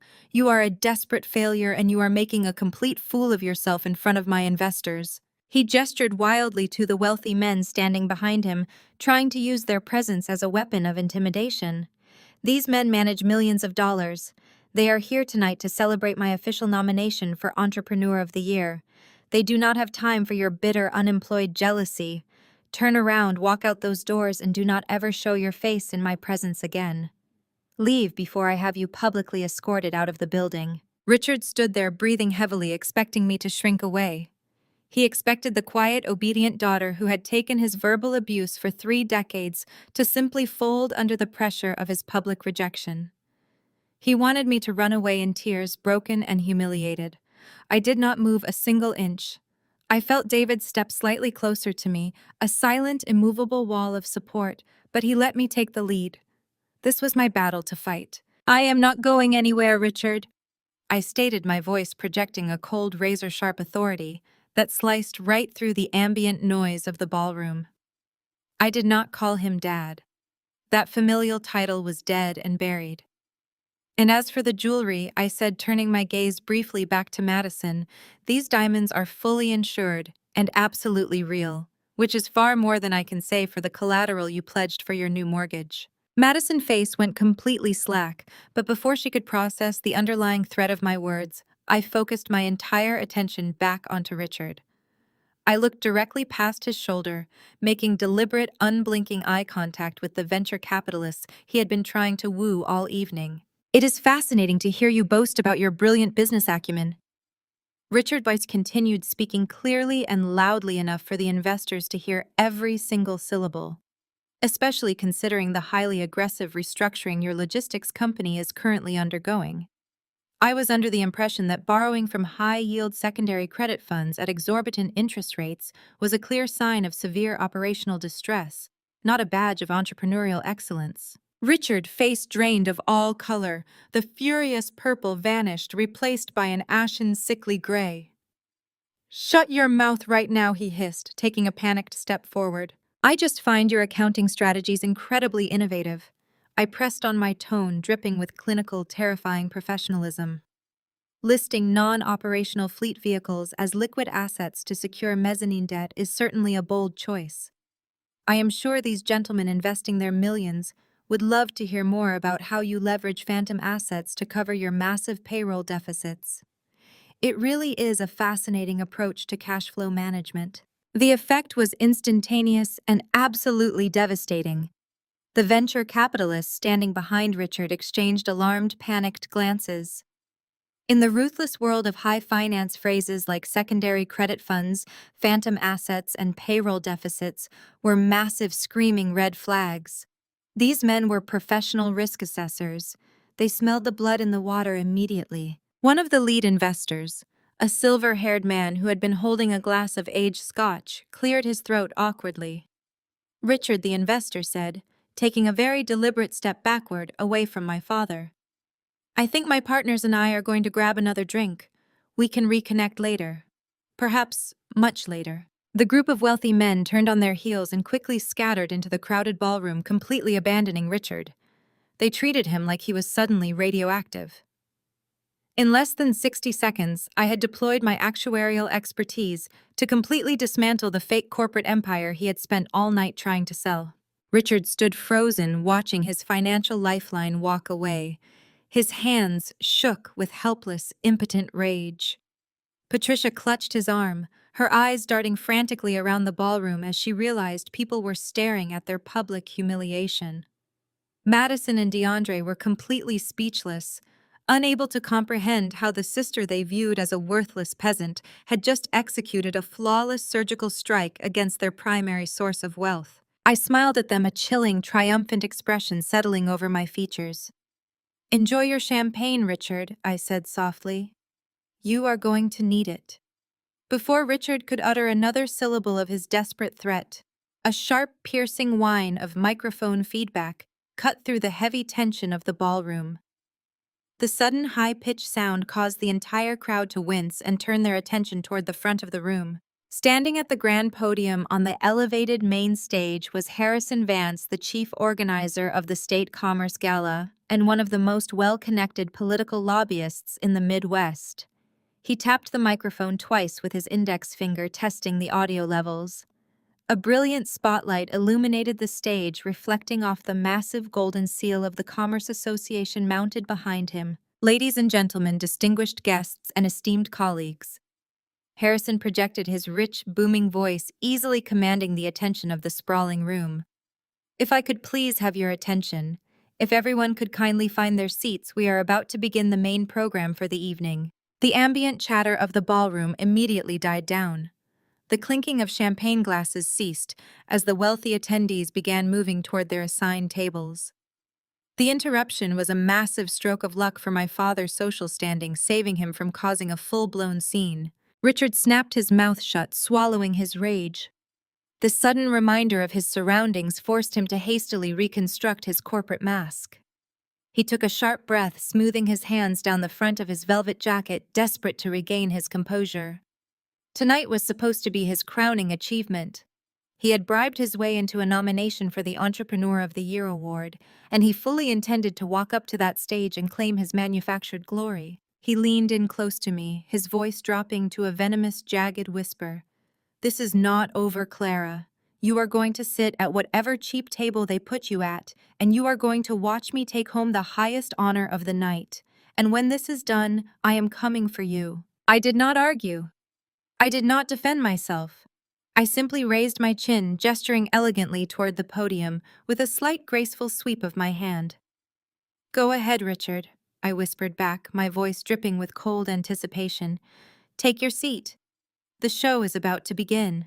Richard sneered at me one last time before turning on his heel. He marched toward his designated table near the front of the room, followed closely by Patricia, Madison, and DeAndre. They moved with a stiff, artificial arrogance, desperately trying to project an image of untouchable superiority to anyone watching. David and I remained standing near the back, perfectly content to watch the spectacle unfold from a strategic vantage point. On the stage, Harrison Vance adjusted his suit and smiled warmly at the crowd. "Welcome to the 42nd Annual State Commerce Gala." Harrison announced, his voice echoing through the massive ballroom speakers. "Tonight we gather to celebrate the resilience, the innovation, and the sheer unstoppable drive of our local business community. It has been a challenging year for many sectors, but looking around this room, I see the leaders who are actively forging our path forward into a prosperous future." I watched Richard from across the room. He was sitting up perfectly straight at his table, puffing out his chest, nodding along with the speech, as if every word was directed specifically at his own supposed brilliance. He was completely ready for his coronation. However, before we proceed with the awards presentation and honor our outstanding nominees, Harrison continued, his tone shifting into something much more reverent and serious. "We have an incredibly important acknowledgement to make, an acknowledgement of a partner without whom tonight would literally not be possible." A murmur of curiosity rippled through the crowd of executives. As many of you know, funding for regional commerce initiatives faced severe budget cuts this quarter, Harrison explained, looking across the sea of faces. This gala, along with several of our vital small business incubator programs, was perilously close to being canceled entirely. But 2 weeks ago, an unprecedented anonymous donation was made to our foundation. It was a staggering contribution that not only saved this event, but fully funded our regional development grants for the next 5 years. The ballroom erupted into spontaneous, respectful applause. Wealthy men and women clapped their hands, deeply impressed by the sheer magnitude of such philanthropy. Richard clapped loudly, leaning over to whisper something arrogant to DeAndre, likely assuming the donor was some local politician he could schmooze later. "Tonight, the benefactor has graciously agreed to step out of the shadows," Harrison announced, raising his hands to quiet the applause. "We are profoundly honored to have our diamond sponsor in attendance. This individual is not just a regional success story. He is an absolute titan of Wall Street. He is a visionary in the world of global finance, a man whose private equity firm commands global markets and dictates the flow of international capital. He represents the very pinnacle of corporate strategy and ruthless, unparalleled execution." Down at the family table, DeAndre suddenly stopped clapping. His posture went completely rigid. As a corporate lawyer who had spent the last 2 weeks desperately filing paperwork to a secondary credit fund, the phrases private equity and global capital suddenly triggered a primal, terrifying alarm in his brain.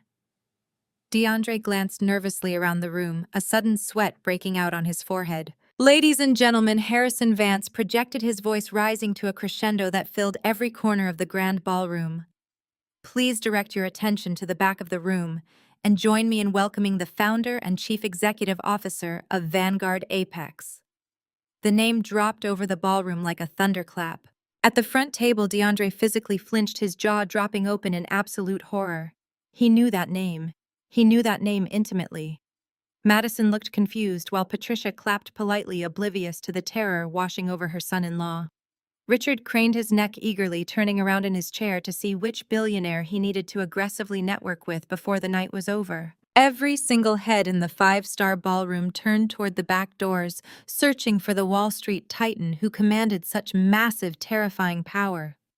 The spotlight swung rapidly across the ceiling, slicing through the dim light of the venue before coming to a sudden blinding halt right on our position. The bright beam illuminated the custom emerald silk of my gown and the brilliant scattered light of my multi-million-dollar diamond necklace. But the spotlight was not meant for me. It was aimed directly at the man standing perfectly calm and steady right by my side. I turned my head and looked at my husband. David met my gaze, a slow, predatory smile touching the corners of his mouth. The stage was finally set, the entire audience was captivated, and my family was sitting exactly where they needed to be. It was time to pull the trigger. David casually reached down and fastened the single center button of his bespoke midnight blue tuxedo jacket. He turned his head slightly toward me, a confident knowing spark dancing in his dark eyes, and offered a subtle wink. Then, with the fluid, unhurried grace of a man who owned the very ground he walked on, he stepped away from my side and began his measured ascent toward the grand stage. The collective intake of breath from the ballroom was audible.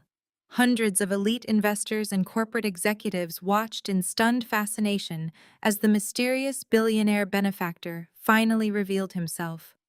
But their shock was absolutely nothing compared to the apocalyptic devastation currently unfolding at the front table. I kept my eyes locked entirely on my family. The psychological collapse happened in a series of incredibly satisfying violent fractions of a second. Richard's face went completely slack.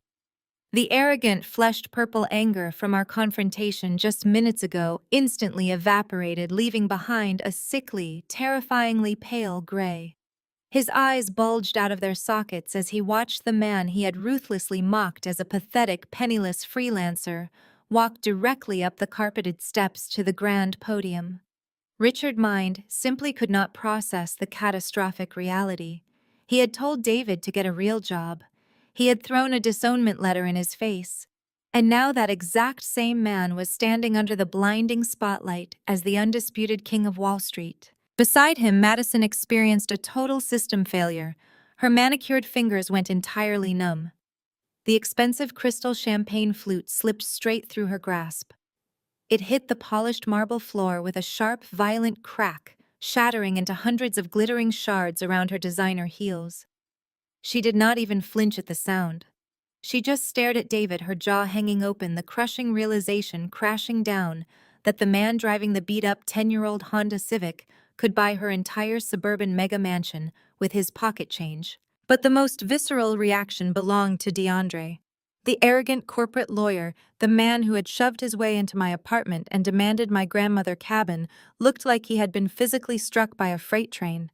He recognized the name Vanguard Apex. As the attorney who had desperately filed the fraudulent loan paperwork to Horizon Apex Credit Partners, he knew exactly who held the ultimate leash on his father-in-law's failing logistics empire. Seeing David approach the microphone, DeAndre's legs buckled. He stumbled backward, his calves hitting the edge of his dining chair, causing him to collapse heavily into his seat. He clutched the white tablecloth, breathing in rapid, shallow gasps. The predator had just realized he was locked inside a cage, and the man holding the key was the very husband he had relentlessly insulted. David reached the grand podium and adjusted the microphone, looking directly down at the completely silent waiting crowd gathered before him, ready to deliver the final, absolutely devastating blow. David adjusted the microphone with a steady hand. He did not clear his throat. He did not demand silence. His presence at the podium commanded terrifying authority.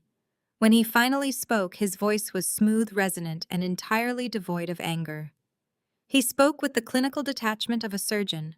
"Good evening," David began, his gaze sweeping slowly across the crowded ballroom. "I want to thank the Commerce Association for hosting us tonight. We gather here to celebrate innovation, economic growth, and the resilient entrepreneurial spirit. But true growth requires a foundation of absolute transparency. At Vanguard Apex, we manage billions of dollars across volatile global markets. We build lasting empires, but we only build on solid ground. Recently, my firm has taken a much closer look at our regional investments, specifically within the supply chain and logistics sectors." The silence in the grand ballroom was absolute.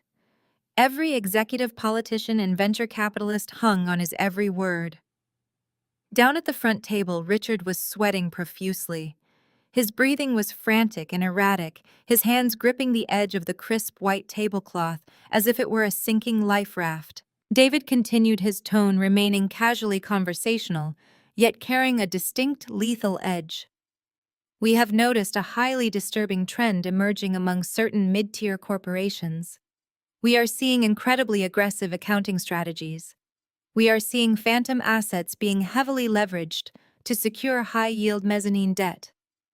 We are seeing desperate executives falsifying fleet registries, inflating collateral valuations, and deliberately cooking their books to trick secondary lenders into keeping their rapidly failing operations afloat. A collective murmur rippled through the audience. Wealthy investors exchanged sharp, alarmed glances. This was not a standard keynote speech. This was a calculated public execution. Corporate integrity is not a polite suggestion. David stated, his voice dropping to a low, commanding register that echoed off the high ceiling. It is the absolute baseline for survival. When a company fabricates its financial health, it does not just defraud banks. It poisons the entire economic ecosystem. It proves that its leadership lacks the competence to succeed and the morality to fail with dignity. Vanguard Apex does not tolerate corporate fraud. We do not subsidize gross incompetence. David gripped the edges of the wooden podium. He stopped scanning the crowd. He turned his head and locked his dark, unblinking eyes directly onto Richard. The physical distance between them vanished entirely. Richard visibly shrank down into his dining chair, suddenly looking like a terrified cornered animal facing an apex predator. Effective immediately, Vanguard Apex and all of our subsidiary credit funds are actively severing ties with any regional logistics operation found guilty of falsifying financial disclosures. David announced, never breaking his lethal eye contact with my father. We are officially recalling all outstanding debt from these fraudulent entities. We are triggering every acceleration clause in our corporate contracts. David leaned forward into the microphone, delivering the final crushing blow with pristine clarity. There is no room in my portfolio for toxic assets. David stepped away from the microphone, leaving his final words hanging in the absolute suffocating silence of the grand ballroom. He descended the carpeted stairs with the same unhurried grace he had used to climb them, making his way back across the floor. The crowd parted for him instantly, no one daring to breathe too loudly. He returned to my side, slipping his hand smoothly around my waist, his expression a mask of perfect, untroubled calm. At the exact moment David reached me, the profound silence was shattered. A harsh, aggressive buzzing erupted from the front table. Richard's smartphone was vibrating violently against the fine china and crystal glasses. A fraction of a second later, DeAndre's phone began ringing, the sharp corporate ringtone piercing the air like a blaring siren. Then the phones of the two Foundation board members who sat nearby also began to light up. The simultaneous onslaught of digital panic was a beautiful, calculated symphony of destruction. Richard's hands shook so badly he nearly knocked over his water glass trying to retrieve his device. He swiped the screen, bringing the phone to his ear, his eyes wide and terrified. DeAndre did not even bother answering his device. He just stared down at his brightly lit lock screen, reading the urgent notification preview, his face draining of whatever color it had left. I watched Richard listen to the frantic voice on the other end of the line. It was his chief financial officer calling in a state of absolute hysteria. A certified digital courier had just delivered an emergency legal notice directly to their corporate inbox. Vanguard Apex had officially triggered the acceleration clause. The meticulous, fraudulent house of cards had officially collapsed. Because David had publicly and legally exposed the fabricated assets and the falsified fleet registries, Richard Logistics Company was formally declared in extreme breach of covenant. The high-yield mezzanine debt was no longer a structured monthly loan. It was an immediate lethal liability. The margin call was active. No. Richard gasped into the receiver, his voice cracking completely, forgetting the hundreds of wealthy investors currently watching his public meltdown. That is impossible. Tell them there is a mistake. Tell them we need 30 days to restructure the collateral. But there was no mistake, and there were no 30 days. The ironclad terms DeAndre had blindly signed without reading the fine print offered zero leniency. The demand from Vanguard Apex was absolute and unforgiving. Richard had exactly 48 hours to produce $15 million in liquid cash to cover the accelerated principal. If the funds were not wired into the Vanguard Apex escrow accounts by the close of business on Thursday, the private equity firm would legally seize all corporate assets, liquidate the parent company, and wipe Richard off the corporate map forever. Richard dropped his phone. It clattered loudly against his dinner plate, cracking the porcelain. He grabbed his chest, his breathing shallow and erratic, as the catastrophic reality crushed the breath out of his lungs. He was ruined. His empire built on lies and arrogance was completely dead. The news spread rapidly through the crowded ballroom, with the terrifying speed of a sudden wildfire fueled by dry brush. In the ecosystem of high finance and regional commerce, secrets do not stay buried when a titan like David drags them into the blinding light. The venture capitalists and angel investors who had been standing near Richard's table just moments ago did not just walk away. They recoiled. They pulled out their own smartphones, scrambling to ensure they had zero financial exposure to Richard's toxic logistics company. The silver-haired investor who had been sipping scotch earlier shot Richard a look of absolute disgust before turning his back entirely. Richard was now a complete pariah. His corporate standing, cultivated over decades of aggressive posturing and bullying, was eradicated in minutes. He sat slumped in his velvet dinner jacket. Patricia leaned over him, whispering frantically, her hands fluttering in useless, panicked motions. She tried to smile at the neighboring tables, attempting to project the illusion that this was merely a temporary misunderstanding, but her eyes were wide with terror.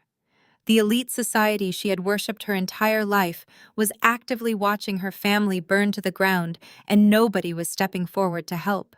Beside them, the secondary shockwave of the margin call struck its next target.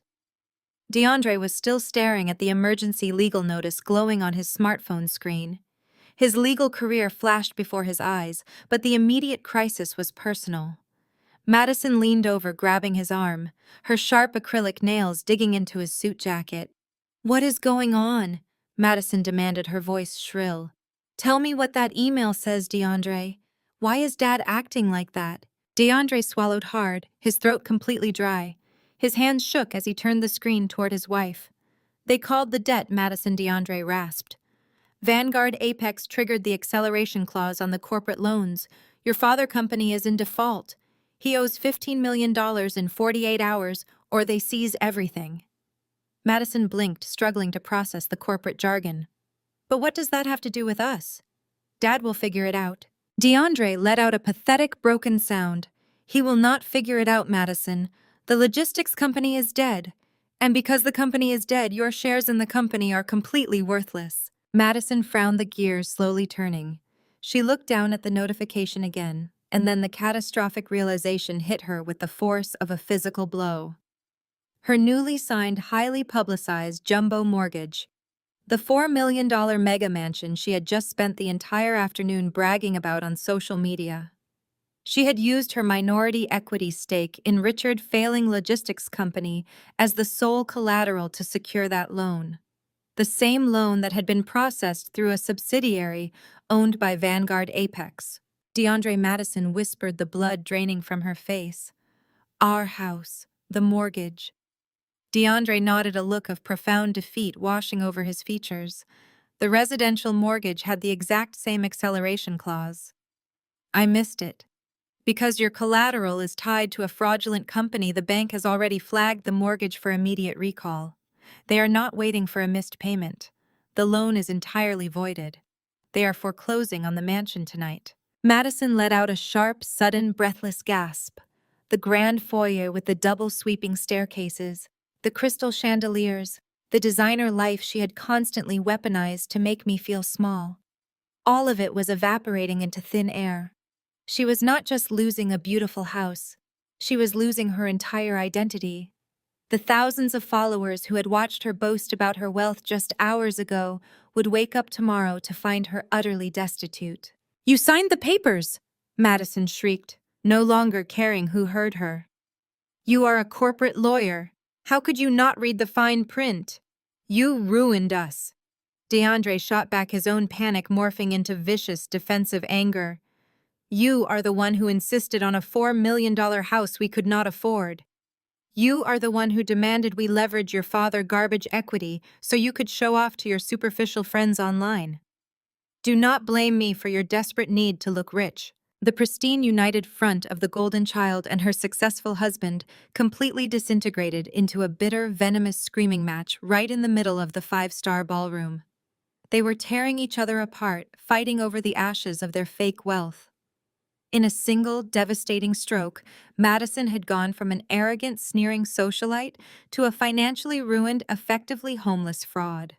Her bank accounts were tied to toxic debt, her credit was utterly destroyed, and her carefully curated social media empire was about to become the laughingstock of the city. I stood near the very back of the room, my hand resting comfortably in David's arm, watching the absolute destruction of their toxic ecosystem. I did not feel a single ounce of pity. I did not feel a sudden urge to rush over and save them. They had spent my entire life trying to constantly shrink me down to size. They had handed me a disownment letter on my birthday and told me that failures did not belong in their family. Now they were drowning in a sea of their own catastrophic failures entirely orchestrated by their own greed and arrogance. I slowly turned my head and looked up at my husband. David met my gaze, his dark eyes reflecting the glittering light of the ballroom chandeliers. The surgical strike was complete. The tumor had been removed. It was time to leave them to the rot they had created. "Let us go home," I said softly. David nodded. We turned our backs on the panic, and the collapsing ruins of Richard Logistics' empire, and we walked out of the massive grand ballroom, stepping confidently and freely into our own bright future. The brilliant clarity of our new future was matched only by the swift surgical devastation of their Monday morning. DeAndre strode into the glass-encased lobby of his prestigious corporate law firm at exactly 8 in the morning, carrying his designer briefcase and desperately trying to project an air of business as usual. He did not even make it to his corner office. Two senior partners and the firm managing director were waiting for him by the reception desk, flanked by building security. They did not invite him to sit down. They directed him straight into a glass conference room where a thick stack of printed financial disclosures rested on the table. The partners had spent the entire weekend fielding frantic calls from federal regulators. By signing his name to Richard fabricated fleet registries and phantom asset evaluations, DeAndre had not just committed a massive breach of corporate ethics. He had orchestrated a multi-million-dollar bank fraud. The managing partner coldly informed him that he was terminated effective immediately. Furthermore, the firm had preemptively reported his actions to the state ethics board to protect their own liability. An emergency bar association investigation was already underway, and DeAndre was facing guaranteed disbarment if not a federal indictment. Security escorted him out of the building in front of dozens of his smirking colleagues, forcing him to carry his personal belongings in a single cardboard box. Across town, the logistics company met a similarly brutal execution. At 9 in the morning, a fleet of black sport utility vehicles pulled up to the corporate headquarters. Vanguard Apex had not wasted a single second. The 48-hour grace period had expired over the weekend without a single dollar transferred to cover the margin call. Federal liquidators armed with court-ordered seizure mandates marched through the front doors. They froze every corporate bank account, locked down the loading docks, and confiscated the internal servers. Richard stood in the parking lot, his face pale and sunken, watching helplessly as independent auditors seized absolute control of the empire he had built on lies. The physical gates were chained shut, and his status as a chief executive was permanently erased. The final nail in the coffin of their fake wealth was delivered during the lunch rush at the most exclusive country club in the suburbs. Patricia had gathered her remaining socialite friends for a lavish meal, desperately trying to spin the gala disaster as a minor family misunderstanding. When the waiter brought the bill, Patricia confidently handed over her platinum credit card. The waiter returned 3 minutes later, discreetly whispering that the card had been declined. Annoyed, she provided a second card, then a third. Every single account was frozen solid. The liquidators had placed absolute holds on all marital assets tied to Richard's fraudulent enterprise. Patricia was forced to sit in utter humiliation as one of her supposed friends begrudgingly paid for her lunch, looking at her with thinly veiled pity. The fake empire was entirely dismantled, stripped down to the bare, rotting studs. The absolute totality of their ruin took exactly 72 hours to permanently set in. With their corporate bank accounts frozen, personal credit cards instantly declined, and physical assets seized by federal liquidators, the family was left with absolutely nothing but the designer clothes hanging in their closets. The new reality was suffocating and inescapable. Richard completely stripped of his logistics empire, and Madison, immediately evicted from her foreclosed mega mansion, suddenly realized they had only one possible financial lifeline left in the entire world. They desperately needed the very daughter they had legally disowned. Absolute desperation quickly replaced their former arrogance. They packed themselves into Patricia remaining leased sedan, which was the only vehicle not yet repossessed by the banks, and drove directly to the modest brick apartment building where David and I used to live. Richard marched down the hallway and pounded aggressively on the wooden door of my old unit, fully ready to swallow his remaining pride and beg for a massive bailout. An unfamiliar woman answered the door holding a toddler. She politely informed them that the previous tenants had broken their lease and moved out weeks ago, leaving absolutely no forwarding address behind. Total panic finally set in. I had completely vanished from their world. Richard pooled the absolute last of his hidden emergency cash reserves to hire a highly connected private investigator. He demanded immediate results, fully expecting to find me hiding in another cheap city rental, or perhaps a mid-tier suburban home. 2 days later, the private investigator returned with a thick manila folder and a very grim expression on his face. He slid a stack of high-resolution aerial photographs across the table. The glossy images did not show an apartment building. They showed a sprawling, immaculate 20-acre modern estate nestled deep within the most exclusive, hyper-wealthy zip code in the entire state. The magnificent property was a stunning architectural fortress built of reinforced glass steel and black stone, surrounded entirely by towering privacy walls and a dense manicured forest. The investigator quietly explained that the estate was not just impossibly expensive, it was virtually impenetrable. The grounds were equipped with state-of-the-art surveillance networks, reinforced biometric entry gates, and actively patrolled 24 hours a day by a highly trained private security detail. The entire property was legally held under an ironclad blind trust managed exclusively by Vanguard Apex, completely shielding it from standard public property records.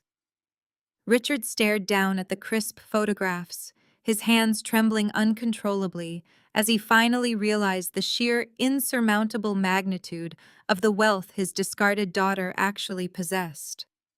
The pathetic failure he had so eagerly cast out into the cold street was sitting securely on a massive, untouchable throne they could not even dream of approaching.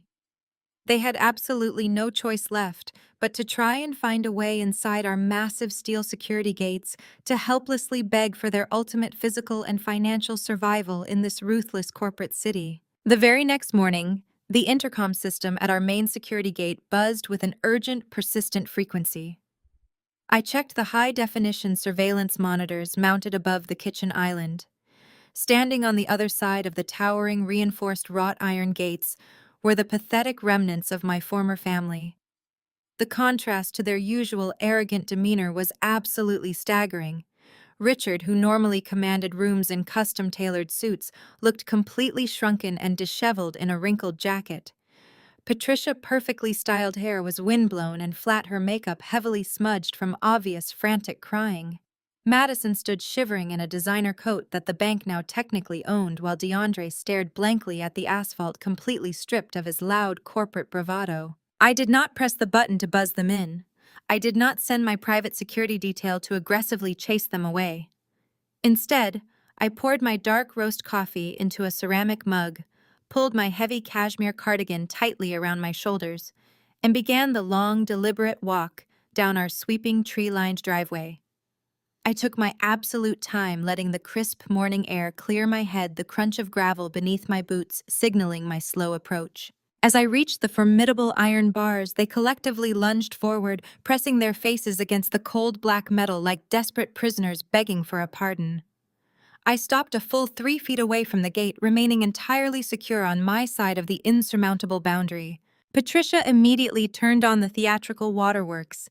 Tears streamed rapidly down her face as she reached a trembling hand through the iron bars, grasping uselessly at the empty air. "Clara, please," Patricia sobbed, playing the role of the victimized, heartbroken mother with absolute desperate perfection. "We have lost absolutely everything. The banks froze our accounts. The country club publicly locked me out. You cannot just leave your own mother out here to starve in the street. We are blood.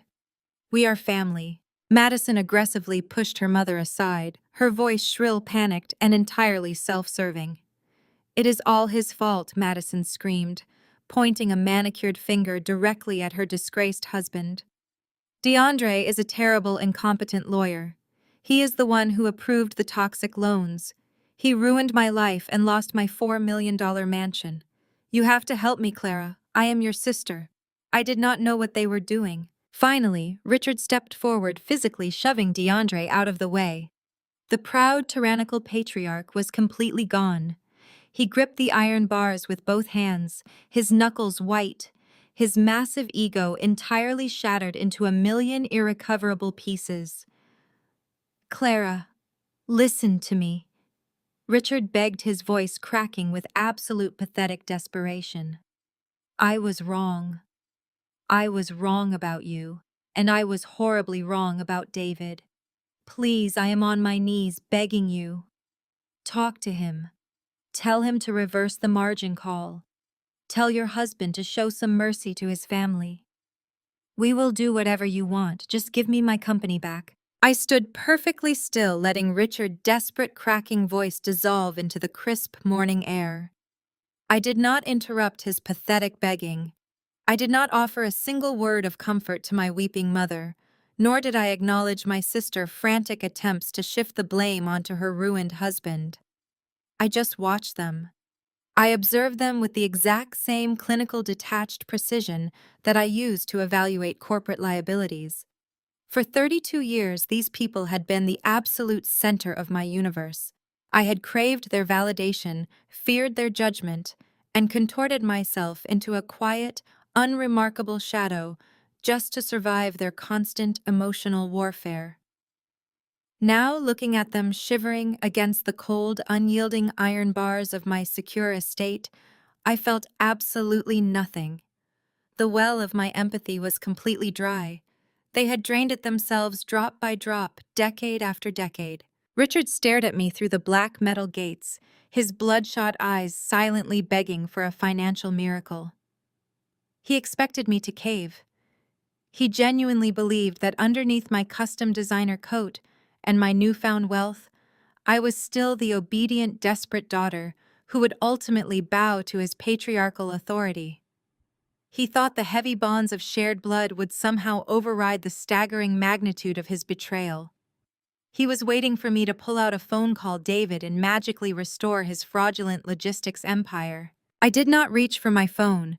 Instead, I slowly slipped my hand into the deep, silk-lined pocket of my heavy cashmere coat. My fingers brushed against a thick folded piece of premium watermarked paper. I had kept it exactly for this specific inevitable moment. I pulled the document out into the cold morning light. The frantic sobbing and the desperate pleading abruptly stopped. A confused, heavy silence fell over the small group huddled on the asphalt. They watched my hands with hungry, desperate eyes, probably assuming I was holding a check, a bank draft, or some kind of legal settlement that would instantly reverse their catastrophic ruin. I stepped forward, closing the final inch of distance between myself and the towering security gate. I did not hand the document to Richard. I simply slipped the folded paper right through the narrow gap between the heavy iron bars. I let it go.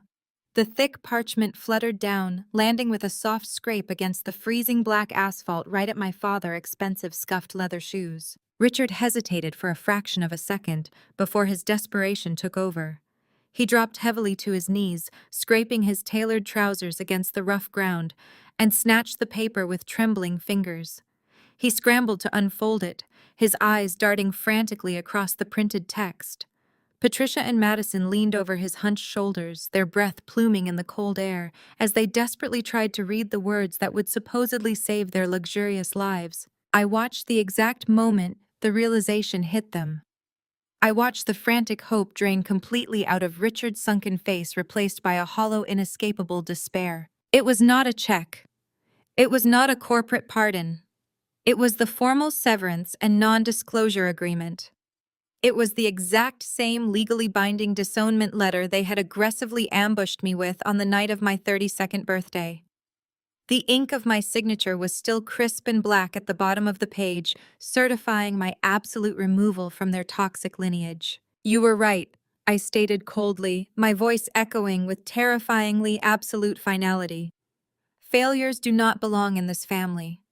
And according to this, we are not family anymore." Richard looked up at me from the ground, his mouth opening and closing soundlessly, completely paralyzed by the sheer unyielding permanence of my words. He had orchestrated his own legal isolation. He had legally severed the only lifeline that could have ever saved him from drowning. "I do not owe you mercy."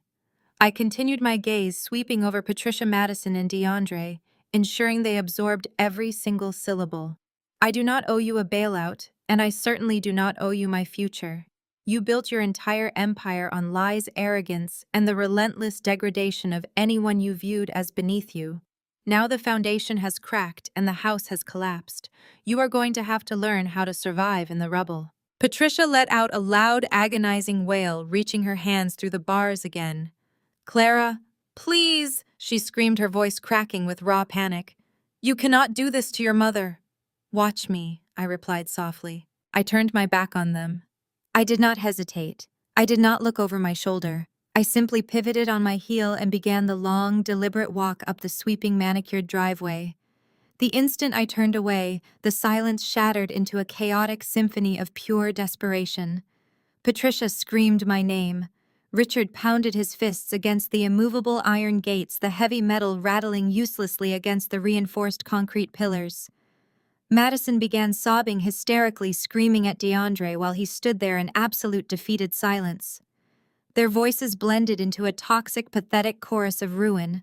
But with every single step I took up the gravel path, their desperate screams grew quieter and quieter. The heavy winter trees lining the driveway absorbed the bitter sounds of their downfall, insulating my sanctuary from their chaos. The cold morning air felt incredibly crisp and clean in my lungs. My shoulders were light. My mind was completely clear. I was shedding the heavy, suffocating skin of my past with every forward motion. At the top of the driveway, the massive custom oak doors of our estate stood open. David was waiting for me on the wide stone porch. He wore a thick wool sweater holding 2 fresh mugs of steaming coffee. His dark eyes were warm, steady, and filled with an absolute, unwavering pride. He did not ask what happened at the gate. He did not need to. He simply held out a hand toward me, offering the quiet, solid partnership we had built purely on trust and mutual respect. I walked up the stone steps and took his hand, letting his warmth seep into my skin. I accepted the mug of coffee, the rich aroma cutting through the lingering chill of the morning. Together we turned and stepped inside the vast, beautifully lit foyer of our home. David reached out and gently pulled the heavy oak doors shut. The thick, soundproofed wood sealed perfectly into place. The heavy deadbolts engaged with a deep, satisfying mechanical click. The screaming from the gates was completely, entirely gone. There was nothing left but absolute, immaculate silence. The toxic family was locked outside forever, left to reap exactly what they sowed. I leaned against my husband, taking a slow, peaceful sip of my coffee, finally stepping completely out of the shadows and into the bright, hard-earned tranquility of my truly extraordinary future. The story of Clara and her toxic family offers a profound exploration of self-worth, resilience, and the absolute necessity of establishing firm boundaries. For her entire life, Clara was conditioned to seek validation from a father who measured love purely through the lens of financial status, and a family that treated her quiet nature as a fundamental flaw. She was labeled a failure simply because her path did not align with their superficial expectations. However, the ultimate lesson hidden within her journey is that true security is never granted by external approval. It must be cultivated from within. When faced with the ultimate betrayal, being publicly disowned and stripped of her familial safety net, Clara did not crumble.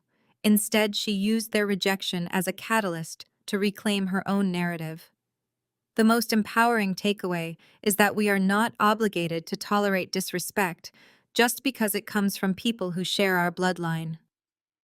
Clara's decision to walk away without theatrics and to quietly build a life of immense success alongside a partner who valued her mind rather than her optics demonstrates that living authentically is the greatest revenge. Furthermore, the story teaches us that we do not have to absorb the toxic projections of others.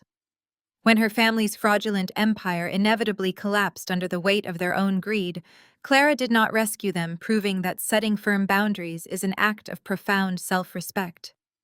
She finally realized that her intrinsic value was never tied to their skewed and arrogant perceptions. We must all learn to shed the heavy expectations of those who refuse to see our true potential. Take a moment today to evaluate the relationships in your own life and find the courage to walk away from anyone who requires you to shrink yourself to fit their narrative.